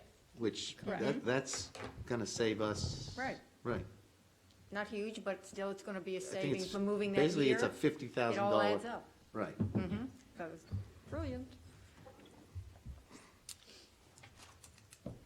Any further discussion? Well, the discussion, as far as I'm concerned, the only discussion would be, are we gonna pay for it or are we gonna lease it? And on the police vehicles, given that they are really high usage vehicles with a very clear deadline as to when they need to be exchanged, I would very likely consider leasing a vehicle. I think Tracy and the chief have done that math, and it doesn't help us. Right. But, Chief? Yeah, we had that discussion, right? yeah. I had that question when I Mhm. met.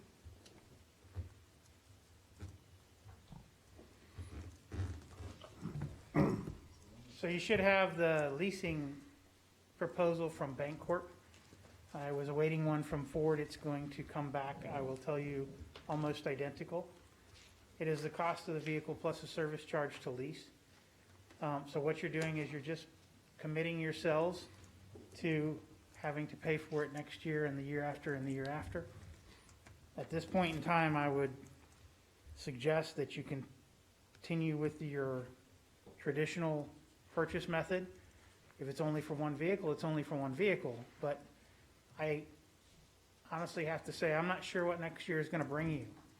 And I don't think you want to commit to anything more than you have to. Years out, we can often piecemeal together a car at the end rather than having to trade it in. Or we can trade it in and get a higher dollar value if we need to purchase something else. It was a wash. Over 3 or 4 years, you're paying the same amount of money for what you're getting. You're just delaying paying for the car. So, I had a candid discussion with someone in the car business that I've dealt with as a police officer for years. He said basically, if you are cash strapped, you lease. If you are trying to put into place a program where you need a large number or a large volume of cars, you can lease 4 cars at the same price of buying one in the first year. And I'll give you an example, and I hate to bring this up because my people bring it up to me all the time, and I don't stand behind this. The take-home car program for police officers, when they're instituted into agencies our size, a lot of times they use leasing with the option to purchase at the end. And they lease these cars with the anticipation they're keeping them for 10 years or 15 years because they're being used by one person. And so they can buy 4 cars this year and 4 cars next year. So at the same price, when you get done with that 4 years, you're at $200,000, not 50, okay? But it buys you time to get your program into place. By then, you have 4 or 5-year-old cars that are being used by one person, not hot seated as we call it, not continuous use, not using them the way we do, 24 hours a day for the most part. And so you're not seeing the mileage, you're not seeing the wear and tear on the vehicle, and when you do that maintenance cost analysis, it comes out ahead. When you use them like we do and you continue to do that maintenance cost analysis and you look at what we've been successful at getting for trade-in value or even selling outright, which we did a couple of our cars, the model we're using and going to a 4-year with the current Ford Interceptor platform that we're using, I'm comfortable with it. If you had told me to do that with that Chevy Impala we bought, I would tell you you're absolutely crazy, because I was for buying it. So there's a lot of factors that have to play into this, and I'm more concerned about what's going to happen next year, when you're sitting down for this budget discussion, than I am with what's happening now. I'm pretty sure I can tell you what you have now, and I'm pretty sure that the town manager can tell you, based upon projections, what our revenues will be, based upon formulation of what they have been during COVID and taking all that into consideration.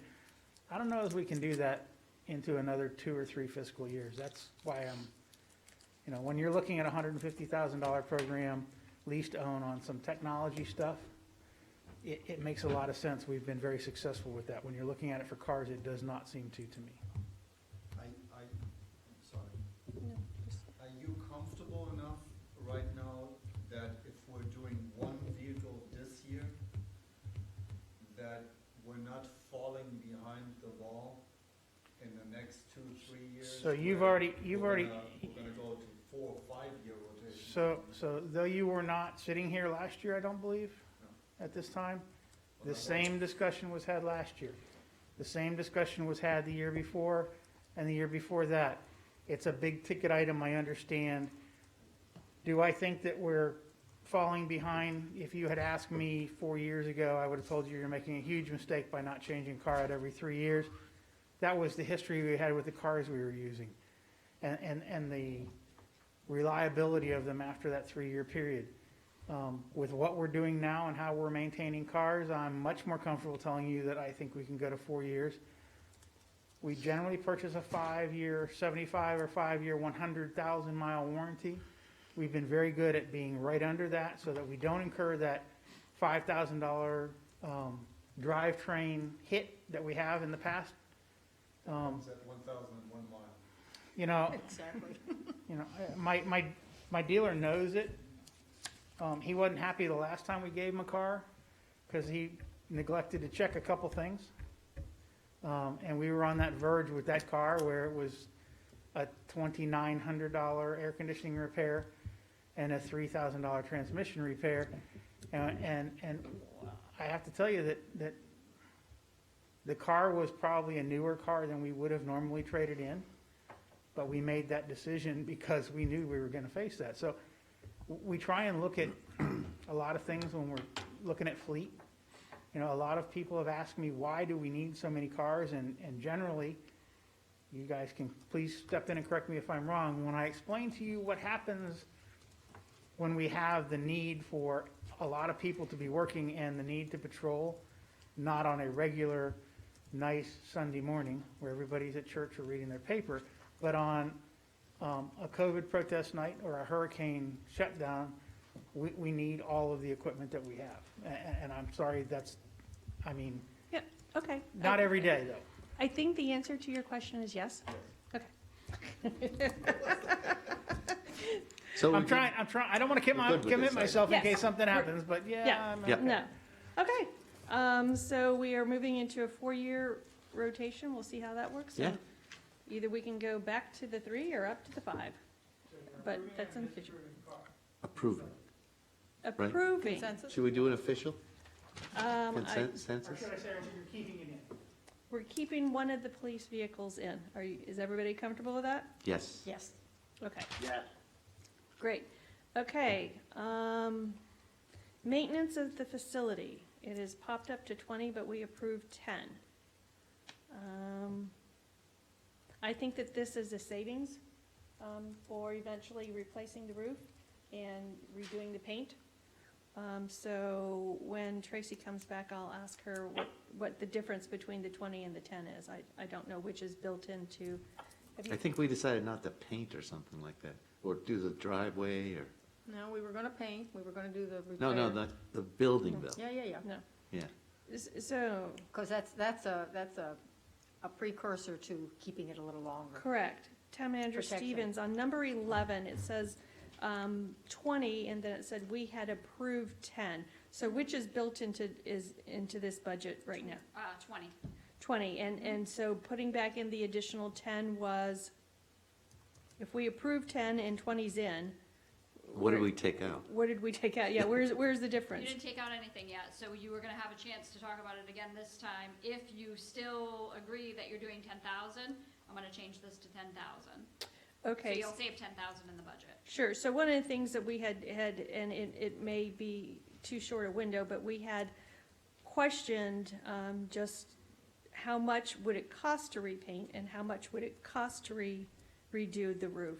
Do we have some estimates on that? We don't yet. Would Okay, you like because, them? well, at least a ballpark, because then we know if we've got 5 years' worth of savings that we need to do, or we got 10 years' worth of savings. And also, I don't know how old the roof is. I'm presuming it's the original roof? It is the original roof, So it is 2008, it was built in 2008, so 12 years? But 12, roof should last Yeah. longer than 12 years. Oh, sure. Yeah. But we've definitely. constantly had, Because of that skylight. yes, They have We issues. have constant issues in the cupola, yes. Always. so we might have to re-roof the And we cupola can area. fix that. There's no roofer that can actually fix the. We've had several different, we've had several different roofers that have come over to try to fix it, and none have been successful so far. No, it's always that cricket. Listen, Yep. my guy. When they cut in, it's always Yes. a problem. Yes, please do, please do. Okay, I just think it would help us given, and, the 20,000 doesn't seem unreasonable by any means, but if it's, I guess the question is, and maybe that's why the chief's up there, is what are we not doing that you were thinking of doing with 20,000 versus only having 10? it was just wasn't building the anything. reserve. Okay. building It the was just reserve gonna quicker. stretch it out, Fine. further. Chief, That's what I was gonna say. I mean, this is not designed to replace the roof. correct. It may paint the building, and it may give you some money to put away for savings for the roof, because the roof will be considerably more than 20,000 to replace. That's right. Oh, yeah, Correct. yeah. Okay, so yes, So if do you we, wanna keep the 10 for now? We'll do some estimates. That's what I would do. Yes. Um, yeah. That would, I'm sorry, I stepped out of the room. Did you approve the police car? Yes. we did. Okay. Was it mentioned that with the 4-year cycle, approving that one this year, you'll have 2 come up for next year? So if you look at your 5-year capital plan, you'll see 100,000 for next year for police cars, because with our 4-year cycle and the fleet that we have, you'll have 2 coming up next year for replacement. And was the I think question. the caveat was we were gonna approve it, and we would look at what was happening next year historically as to whether we would wanna Okay. take it to a 5-year cycle or back to a 3-year cycle, Right. or stay with a 4-year Okay, cycle. great. Thank you. You're welcome. All right, beach crossover repairs. This was 15,000 per crossover? No, it depends on, if we have to do a full replacement on a crossover, it could tend to be 15,000. It depends on what you do with it, though. I mean, Because I went to a couple of the crossovers, and honestly, they could just be sand pass, in my opinion. Could be what, Christine? Sand pass. There is really no need for With the path. a wood mhm. structure that, Like a good example of that is the one at Kareem, Yes. Right. and that probably gets, what, maximum 20 people on a weekend? You know? I mean, I agree that they're all in pretty bad shape, Yeah. and we're just a foot with a nail waiting to happen. But we may not need that type of, and that one in particular it's gotten very, very narrow because people haven't cut it back. So that might be on purpose, I understand Yeah, that, probably. but, So, but if I remember correctly, Porter did need some dollars marked towards it, the Porter walkover, that's the larger one. Anything that goes like this, Yeah, sure. Yeah. right, if it's steps involved, we gotta It's how pay high the attention. dune is, what it's getting across. So what are you saying, should we cut this back, or? No, I mean, I think that we've got more repairs than we have money at this point. And Yeah. honestly, this is one of the reasons that we live here, and this is Yeah. a level of service that we all need. But I love your idea of sand. Yeah. The only problem with the sand is, I don't know if you went to Anna Street, is Billy has to cut any roots that start growing across, but that's really easy, I've done Yeah. it. And I just mentioning Anna, because of the erosion that they have had to the house, just due south, we need to put some type of caution tape or something. A barrier of some sort, Yeah. because those trees, right, that's Oh, where I know the, what you mean. Yeah. Oh, my sea goodness. grapes Because are I, like you know, peril. Mm-hmm. I had purposely gone and looking at That these. would be pretty simple fix, though. Yeah, Right, if you just put a Isn't that- 4x4 in and a couple of slats, so it, something. I Ends at actually the talked to wall. Billy about looking at that to Yeah. see what he could do. because there's a Scary wall for and then safety. the opening. Okay, good. Okay, 15, everybody's comfortable Yeah. keeping the 15 in? yes? All right. Let's move to number 13. Tracy, would you like to give us a little update as to how this came about? Sure. So the septic to sewer conversion planning, the Septic to Sewer Citizens Advisory Committee met last month, and they discussed how much money they thought they would need to move forward in their planning. And they came up with $10,000, and the $10,000 would pay for the planning grant administrator to apply and administer the planning grant that he is going for for us right now. And that grant it's really good news for the town because there's no matching funds for that grant. And that planning grant could essentially, those funds could essentially pay for the rest of the planning that we have to do for the septic to sewer conversion project.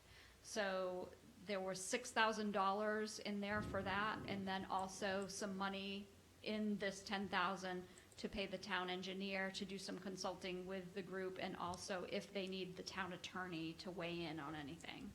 Were there any funds that were allocated in this fiscal year budget for septic to sewer? No, so we're just playing it by ear right now. So anything that Brian does for that committee or anything that Lisa does for that committee comes out of their respective lines. But as you can see right now, the town engineer's line is going over already, and we're only in, But- July. So I went through this when I met with you.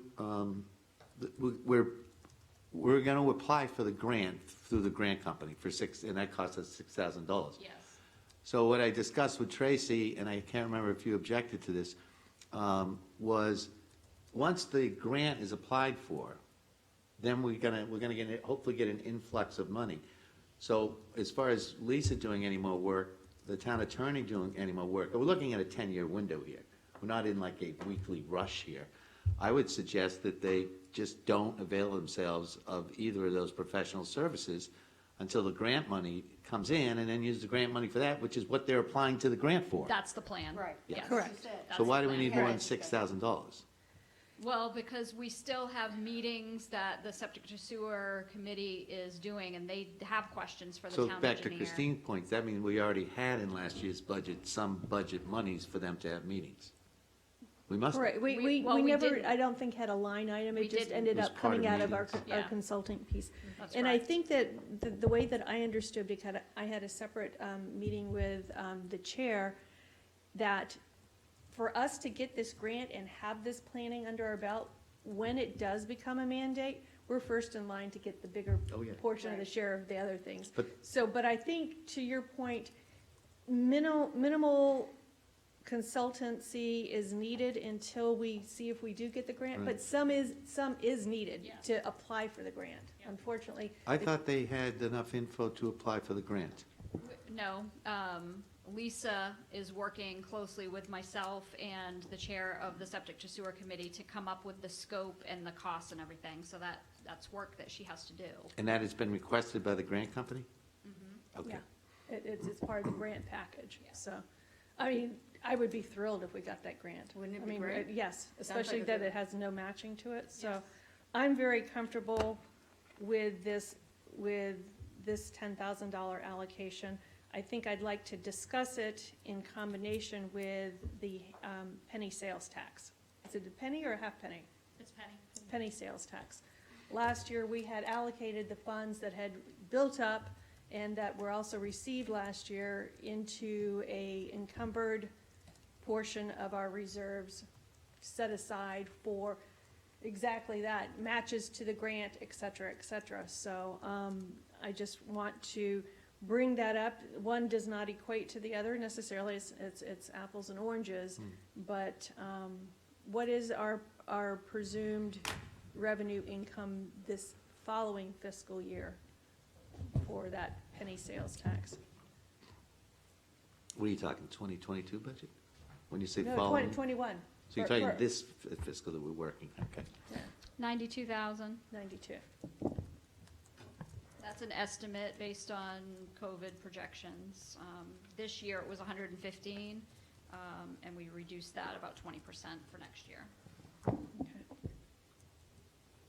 So we do have a little bit of money built up to start handling some of these things. And I guess the question is, do we pull and put a line item of 10 in the budget going forward, or do we take part of the monies that we already have set aside? You have to budget for the expense, whether you have the revenue or not. It's an offset, but you It's an still have offset. to Has to budget go for in the the actual Yeah, but I expenditure. think what Christine, are you suggesting instead of taking the $90,000, the odd 90,000 that's coming in on the sales tax, right? That we already kind of agreed, we'd put that towards septic to sewer. So just put 80 and take 10 to pay this item. Is that kind of what you're getting to? For the following year, not this year, but for the following year, yes. 92 You mean is for the budget working on 2021? correct, Right. correct. So in other words, Tracy will then go increase her revenue line or move her revenue around in a revenue line, right? Well, it's not moved at all. It's just noted as restricted. Right, but even under the restriction, it's still going to septic to sewer. No, it's not going to septic to sewer. Yeah. Yes. Well, That's a misconception. It's not septic to sewer that is going, it's going to infrastructure. No. well, The 10,000. The sales tax is going to, is dedicated to infrastructure. it is, but the town commission decided at a No, we meeting took one step past further. That we're- that it that would one's go doing it to for septic to sewer. To Right, big, yes. to build a piggy bank. Correct. Right. So Christine, what you're suggesting is that we're taking the money that we're projecting is coming in from that penny sales tax and using that for our budget, or using A portion of it, a small portion of it. $10,000 that Correct. we need here for Precisely. Correct. specifically septic to sewer, which would mean then that we would dedicate whatever money, 92,000 projected is coming in, we're dedicating again to septic to sewer for the following fiscal year, 2021. And we're using 10,000 of that dedicated money towards the expenses that we will incur in order to get the grant and have the planning and have the attorney and stuff, correct? Correct. Thank you. Can you repeat that? But we said, put in the budget. It's already in the budget, Right. though. It's already in the budget. Right. So what you would have to do is make a motion to dedicate 10,000 of your $92,000 revenue, restrict it for septic to sewer, and the rest is earmarked for any other infrastructure needs of the town. No, because, I mean, we could restrict the 92 Yes, revenue you can. coming in. Absolutely. That was my intent, is to go ahead and restrict those funds for next year coming in, but go ahead and spend a portion use of them. them. Go ahead and use a portion of Right, them. that's what I Well, can't we understood. use hard numbers? We have the hard numbers, right?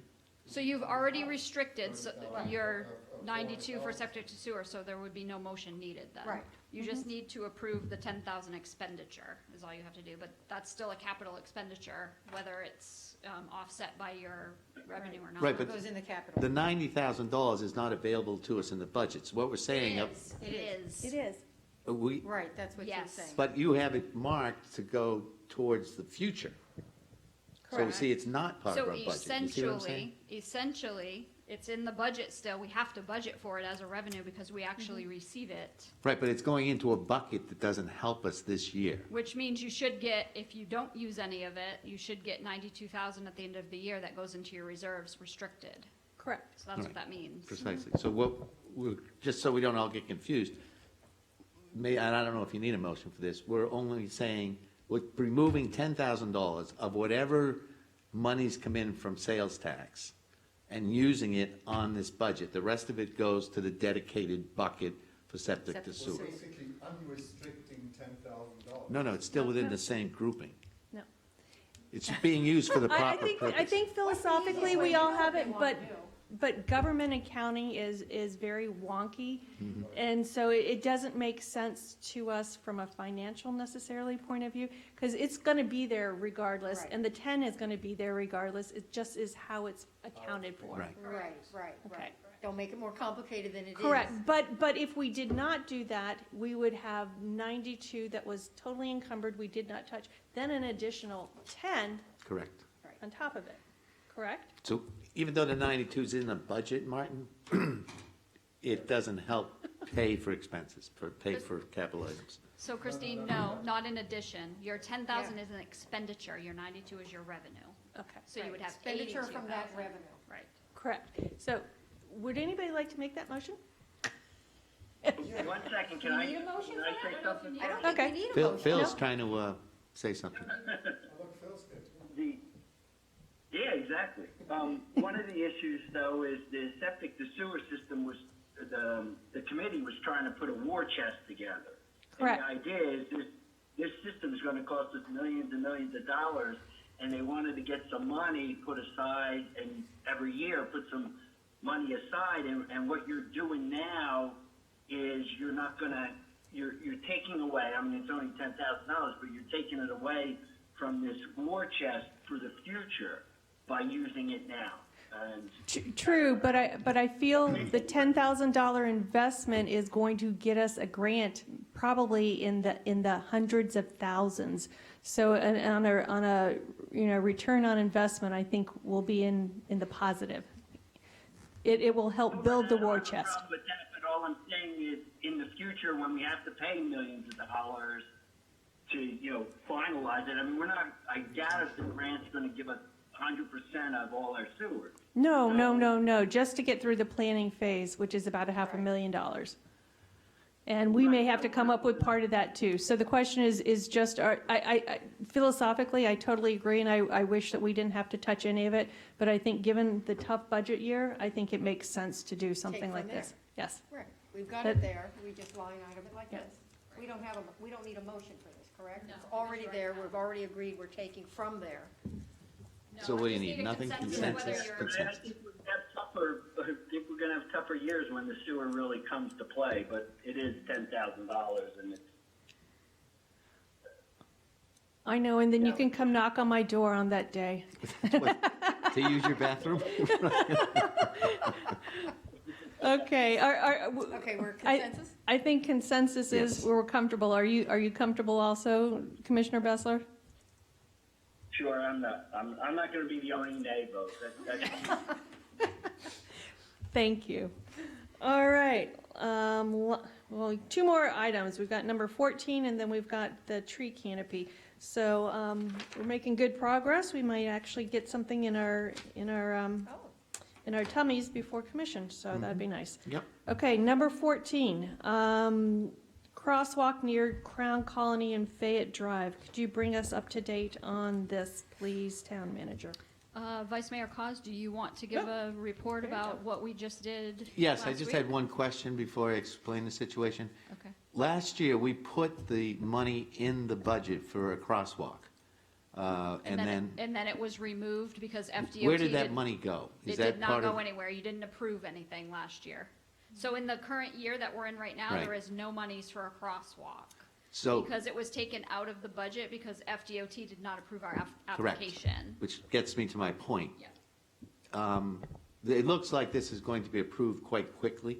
It looks that way, but it is a bureaucracy, FDOT. They came down to Crown Colony, two very nice gentlemen. They did what they call a site study, which isn't cameras and computers or anything. It's just they physically walk around where the walk's going to check it out, get a feel for it. And they seemed, and we can't hold them to this, that they, with a wink and a nod, they said, they got it. There's a lot of disabled people in Crown Colony, and a few of them made it to the meeting. And then when I say disabled, for them to get across A1A is a 3 to 4 minute expedition. So I think that this item, I guess we have to leave it in next year's budget, but I think we're actually going to pay for this in the current 2020 budget, which expires in September. You don't have any money to pay for Contingency, it? we have contingency. We know we have money coming back. Your contingency is, you've spent a lot of money already out of your contingency for COVID, just so you know. You've paid, you only earmarked, was it, how much did you earmark this year? I think it was 50,000. You only earmarked 50,000 for contingency in this current year. We've already spent 30 for COVID. Okay, So well, if we have a hurricane, Let me we just don't be a have little any. more specific, maybe. we are getting back anywhere from 100, excuse me, you're moving anywhere from 100,000 to 400,000 into reserve at the end of the year. So that money is obviously in buckets that haven't been used, so we can move that money this year. So I don't know how much money we're gonna be able to move into reserves this year because we've lost a lot of revenue due to COVID. We did receive some FEMA grant money, $105,000 this year. That's helping us tremendously. It was great timing this year because it will help us absorb the loss of revenue. So to Vice Mayor's point, though, if they are ready to do it tomorrow, does it mean that we don't have money to pay them? You would have to, as a commission, approve an unbudgeted expenditure. Okay. Which we know we have the money for. Right, so that's the point. We can come up with the money if we get that approval. If we, Tracy hates being asked that I question. know. Yeah. So, but I, to your point, if this is going to go forward and the number gets a little bit tighter, because I don't think the number's really 10, we don't want to delay it necessarily as a commission getting done, correct? No, correct. So we could probably push off the $10,000. We could probably push off the $10,000 in this budget until a month. I would hope we'd have a response from FDOT within a month. Then we could make the decision. If they are gonna, if they're gonna put the sidewalk, depending on where the crosswalk is going, if we only need a landing pad, then it Yeah. will be fairly simple. If we need something more extensive, it will require more planning, and we won't be able to get that done before the end of the fiscal year, because we're in July right now. So that only gives us 3 months to do any sort of infrastructure improvements, and But that's if cutting you it start a very project close. before September 30th, it's in this year's budget. If we can have it encumbered by then. Okay. It's very tight. So you're saying don't delay It's very until tight. next meeting? I'm having this in next year's budget. I would keep this line item in here for next year's budget, Okay. just in case. We're just out of curiosity, where was the landing on the west side being considered? We don't know yet. They looked at it, they were looking at 2 different locations, so it's gonna depend on what they decide. It's basically, if you stand, let's say you stand on Fayette, and walk 10 feet to the south of Fayette, you know, you're on the east side of A1A, that would be where it would need a pad, right? But then it would need a sidewalk too. You No, can't well, drop let's say anybody off 5 in the feet. middle of the. Right. Let's say 5 feet. It would be a large pad, you know, a rectangle pad. That would take you right to the street. Okay. Yes. Right. The pad would Right. abut Fayette. And then the gentleman who was there, unfortunately, somebody hadn't trimmed their trees, a private individual. So the DOT felt that they might need to push it further south, which would then cause a sidewalk. So they're looking at line of sight is what they're Right. looking at. So we won't know until they come back to us exactly what we'll need. If we can get it with just the landing pad, then the 10,000 would be, would cover it. And I'm presuming it'd have to be ADA compliant, because we're talking about people going across with wheelchairs and walkers, correct? Yes. Oh, yeah. Okay. So let's keep our fingers So we want crossed. to, so we want to keep this where it is. Yep. Just in case we get the go-ahead. But do we have a consensus that if DOT approves the application that we're gonna do this project? Yeah. I'd be comfortable with that. I mean, if we're doing it right away, this. Either Either one. way. Either. Then we want way. to go ahead. Because FDOT did not approve the application last time, we need a new consensus to say whether this is a project that we want to go forward with. Right. It was on the table, it's off the table, do we want to put it back on the table? Chief, did you have a remark before we? I think what we're asking is the commission willing to commit to this project, whether it's now or This in year or the future? next. Correct. Because we may have to act quickly if we can do it quickly, and if not, it will be a budget concern coming up. Right. Correct. Correct. I'm for it. I am too. Yeah, I mean, it's no Same question. here. Okay. Okay, all right. Okay, last but not least, I'd like to circle back around to the the tree inventory expenditure of $5,000, Oh, I forgot that, I thought you moved here. although it is not. I'll be outvoted on this, so just go ahead and move forward. Right? I think, well, maybe, I'm of both minds, and I'm gonna play Susan now because she was always very diplomatic last year. Well, if we do this, and but if we do that, it's kind of how I feel. I feel like if we continue to kick the can down the road, we may lose some more of our trees. There has been some issue with neighbors cutting each other's trees, so it's not gonna go away. Is this the year to do it? Gosh, you don't want to even give me money for a party, I don't know. have the party in the treehouse. There you go, there you go. After we've preserved them, I'm in. Yeah, I just think we could postpone it a year. And you actually Susan led her discussion by saying that we currently have a marvelous canopy. Well, that marvelous canopy is due to the tone of the town and the residents of the town. We've been So I lucky. don't think we're in a crisis mode here. Yeah, I think and that's the point, is I think we've been lucky, and it's again with. I don't think it's luck. Yeah, everything going proactive, that protection and preservation. Yeah, no, I get that. Is But- now. But I think the the town time is hasn't arrived at its look and tone via the residents, who want the same thing that you want, Susan. Well, you'd like to hope so, but that's why we have the codes and ordinances, Yeah. because you can't guarantee, and my thing is that I think is being proactive for the environment.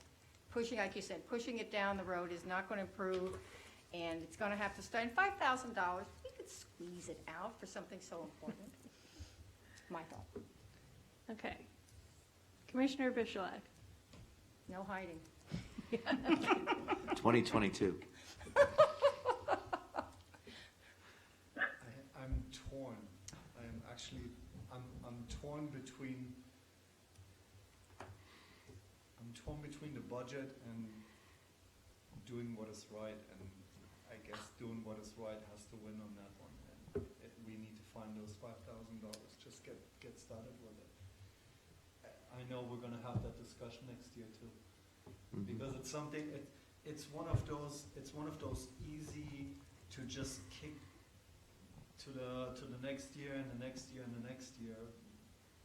But I think it is a vital point in our town that we take the environment as one of our primary concerns, and I think this speaks really to the environment and the environmental impact that.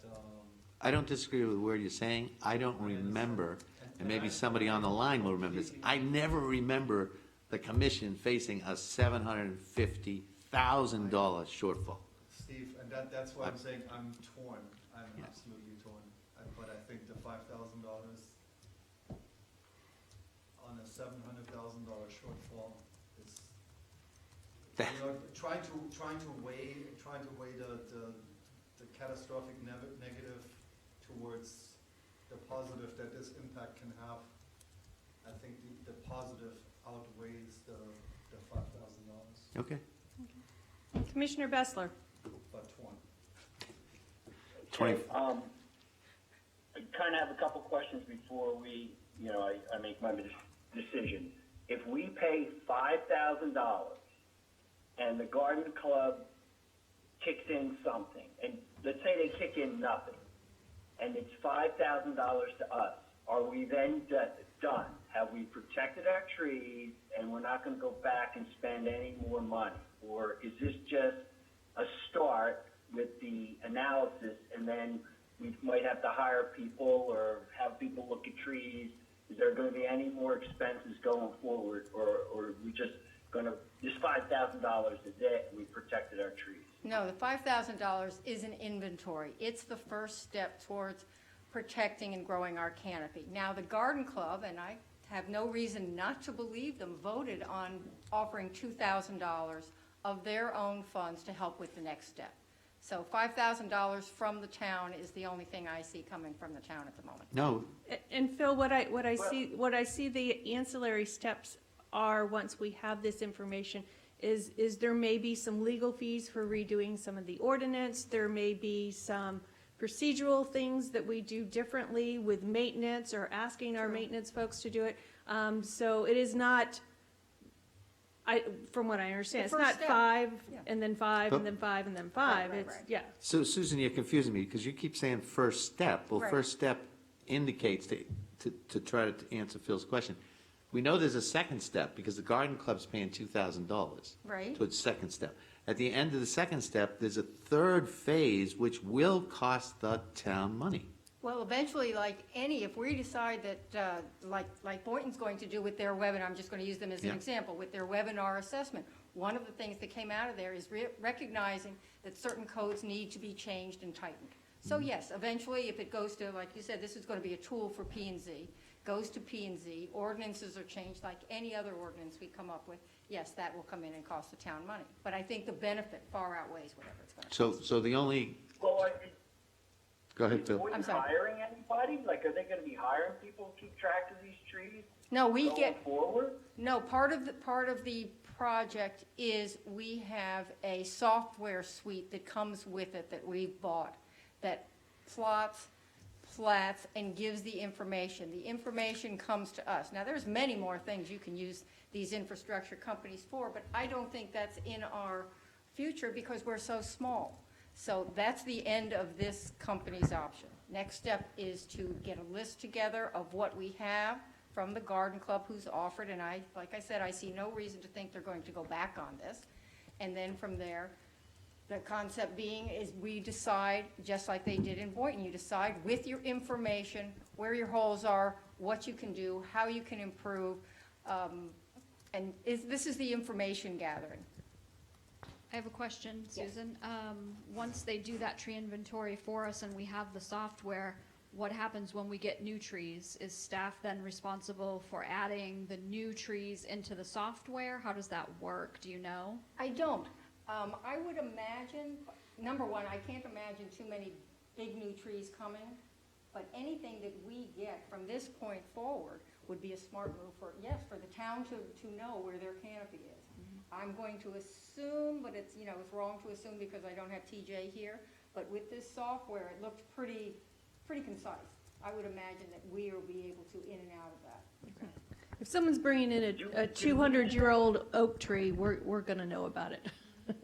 So, Comes over the bridge. So one other thing, and you know I'm a no vote on this anyway, but another facet of this is, and if I'm understanding it correctly, if somebody has a tree on their lot currently, and that tree they feel poses a hurricane risk to them, so they want to remove it, they will not be allowed to remove it. No, that's a little too cut and dry, black and white here. Number one, we have a historic tree ordinance, which means you have to get a permit. Now, obviously, if something is life-threatening. Well, you a said permit- that ordinance doesn't work. No, because it's empty, but we Right. still have it on the books. It's not being Once, enforced at the moment. yeah, it's Right. not being enforced, but it's still on the books. It says you have to have a permit. Yes, you have So- to have a I permit I for don't any think we tree need to removal. discuss this any So further, because I think permits you are guys are due- moving forward, but I'm just telling you, I wish Brian was here. If somebody has a tree on their property, and hurricane season's coming, and they want to get rid of that tree because they've had problems with it in the past, But we've that's- already got it on the books that they have to permit Yeah, it. that's where, Yes. yeah, it's a permit that you're able to get. If it's a life-threatening thing, I think that kind of. okay. Yeah, that's correct. And that's, I believe the state even discusses that. Correct. Okay, Commissioner Bessler. Thumbs up, thumbs down. Where are we? I'd like to postpone to the next one if we could, I'm just like, I heard the word, I assume, that makes me nervous. I'd rather know, okay, this is what it costs. Like, is there any way to find a little town similar to us that has done this and, for the last couple of years and what it's cost them to do it? So I would say no if we can't get those answers today. Okay, then it looks like I'm the deciding vote, and my vote is yay, so thank you for the homework. I know that it was an inordinate amount of homework that you've done It's on this. interesting as could be. It is interesting, and I think it will work very nicely hand in hand when we get our vulnerability assessment portion back too, so. That's what it sounds like. It sounds like Good. we would have Thank to do it anyway. It's one of those things that we will eventually have to do it. The question really was, do we need to do it this year? But Correct. And when they come to tell us to do it, maybe we've done it improperly and have to redo it. Because we have to do it to their specs. Counting a couple of trees. I don't know. I don't know the answer. That shouldn't be. Yeah, and county and state are so much more lax than the tighter ones. Okay, are there any other budgetary issues that we would like to discuss at this point before we move on to talk about the rollback rate and setting the maximum? Nope. Okay. Agenda item number 2, certification of rollback rate for millage for fiscal year '21. Town manager, can you please advise us on this item?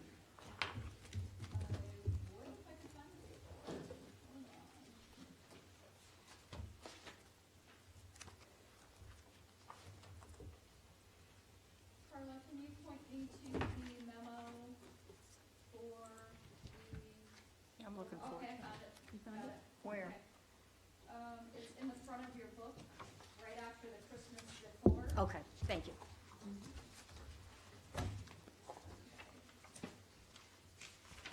So each year, after your values are certified on July 1st, you have to, by law, set your maximum mill rate, and that is the mill rate that you will not go over for this budget cycle. I know the commission has discussed it in the past that you really didn't want to go over 5.35, and you tentatively had set your maximum mill rate at that rate. So that is the rate that you'll be discussing now to certify. And then your rollback rate came in at 5.1969 this year. So you just have to make a motion to certify that. Okay. So there are gonna be two Mhm. motions that you'll have to do, one for the rollback rate, and then you'll set your maximum mill rate. Okay, I'd like to now open the floor to public comment.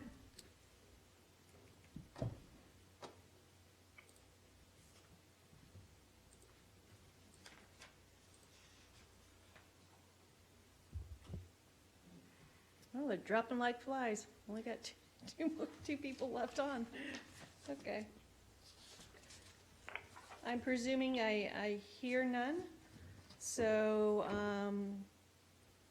I'd like to entertain a motion to certify the rollback rate for the millage Sure. for fiscal year '21.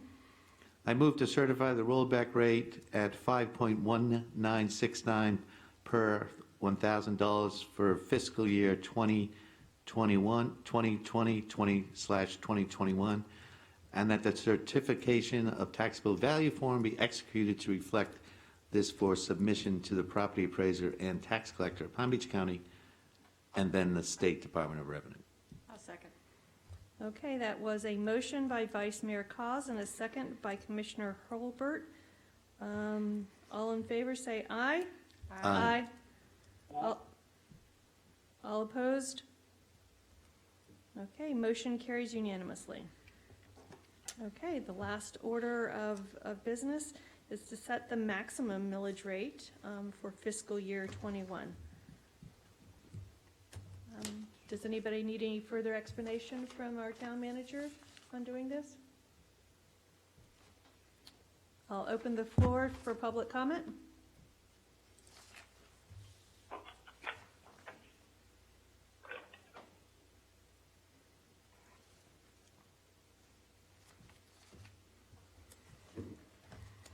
Seeing none, I'll entertain a motion to set the maximum millage rate for fiscal year '21.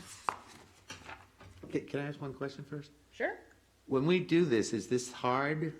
Mm-hmm. This is the meeting where it goes hard? Yes, that's Yes. correct. You cannot go above this rate once you set it. You can go below it, you cannot go above it. I was just looking for that sheet of paper, So if we went Which had- to, for right, which had instance, 5.35, 5.4, that sheet. Was that in this packet, or was that just from last? It is. Where's that sheet? It's under your mill rates tab. right, Gotcha. okay. So for the folks who are listening, there is a spreadsheet that we have that shows going from 535 all the way up to 6.0863. So the question is incrementally in between, where do we go for, where's the 97.5? 97 at reserve. Where is the amount that would come out of reserves? Am I not looking at the right column? You have another sheet, I believe, one, that was in this the one. front of your booklet called Reserve Fund Analysis. I believe that was placed But in the front of unfortunately, your that goes reducing the mill rate, not increasing the mill rate. So if we, I just, you know, for edification, if we went to 5.4, what is the percentage of reserves that we would need? See, You would showed- need less, right, obviously. Correct. If you increase your mill rate, you'll need less from reserves. It's about 50,000 reduction? 50,000, if you're looking into the, on the mill rate variations, you're looking at the 5.4, and the blue column is 5.7. To 300. 96 versus the 5.35 millage at 5,742 is about. So every half mil is a $50,000 $50,000 on estimate reduction. reduction. So if we went to a millage rate of 5.45, it would be a $100,000 reduction, more or less. Tracy, is that accurate? I seem to remember it's 100,000 per mill, correct? I think that's been true for years. Mhm. You're at 5.35 right now, which is what your budget is based on, okay? Actually, we have our You're- answer. You're realizing revenue of 5.742 million. If you go to 5.45, you would realize revenue of 5.849. So if you subtract Correct. 5.849 from 5.742, that is how much revenue you would Right. receive. Roughly 100. It's on this Roughly sheet, 100. actually, if you go 0.25, 0.35, it's like $105,000. Gotcha. Well, I mean, Yeah, it's like I think we had started this entire budget cycle, and it does not mean that we don't have the right to change our minds, but we had started this entire budget cycle with a foundation premise that we would like to, as much as we could, hold the millage rate steady, given all the market circumstances that everybody's facing. And we knew that we would have a reduction, and a tough budget year. We didn't know how big it would be, but I do think that we've done a Herculean event to actually get it down to where it is. And I am hoping that with a potential influx at the end of this fiscal year of 200 to 300 going back into reserves, it takes that 769 in my mind, in simple math, down to about 569 or maybe 500. And so that's still, Yeah, so I have your number here. If you move from 5.35 to 5.45, you reduce your need for reserves by 107,334. that's But you been raise kinda your consistent. taxes on people. Right. Yeah, I'm not a fan of raising taxes, and the other thing was, even if I was a fan of raising taxes, you really have to raise taxes to Correct. deal with this To make a windfall. difference. Correct. Yeah, Right, to right. make a Correct. difference in a bad time. Correct. And, you know, no fault that you didn't do that because we didn't ask you to do that. Exactly. You're like, But we'll blame you anyway. come on, what are you doing here? I know, So, right? Let's go up. I'd like to entertain a motion to set the maximum millage rate for fiscal year '21.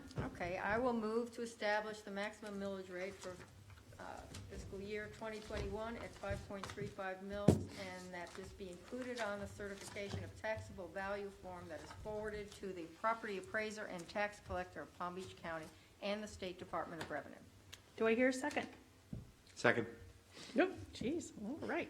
Okay, that was a motion made by Commissioner Hurlbert, a second by Vice Mayor Cos. All in favor signify by saying aye. Aye. Aye. Aye. Okay, motion carries unanimously. Any other order of business? Okay, I'd like to call for an adjournment at 4:26. See you back at 6. No candy bars this year, Christine? I still have time to go get some. Yeah, we have time. Okay, good work, Tracy. It never rained after all that, huh? No, did you hear all that noise? No longer being recorded. Rain down west, that's about it. Did it?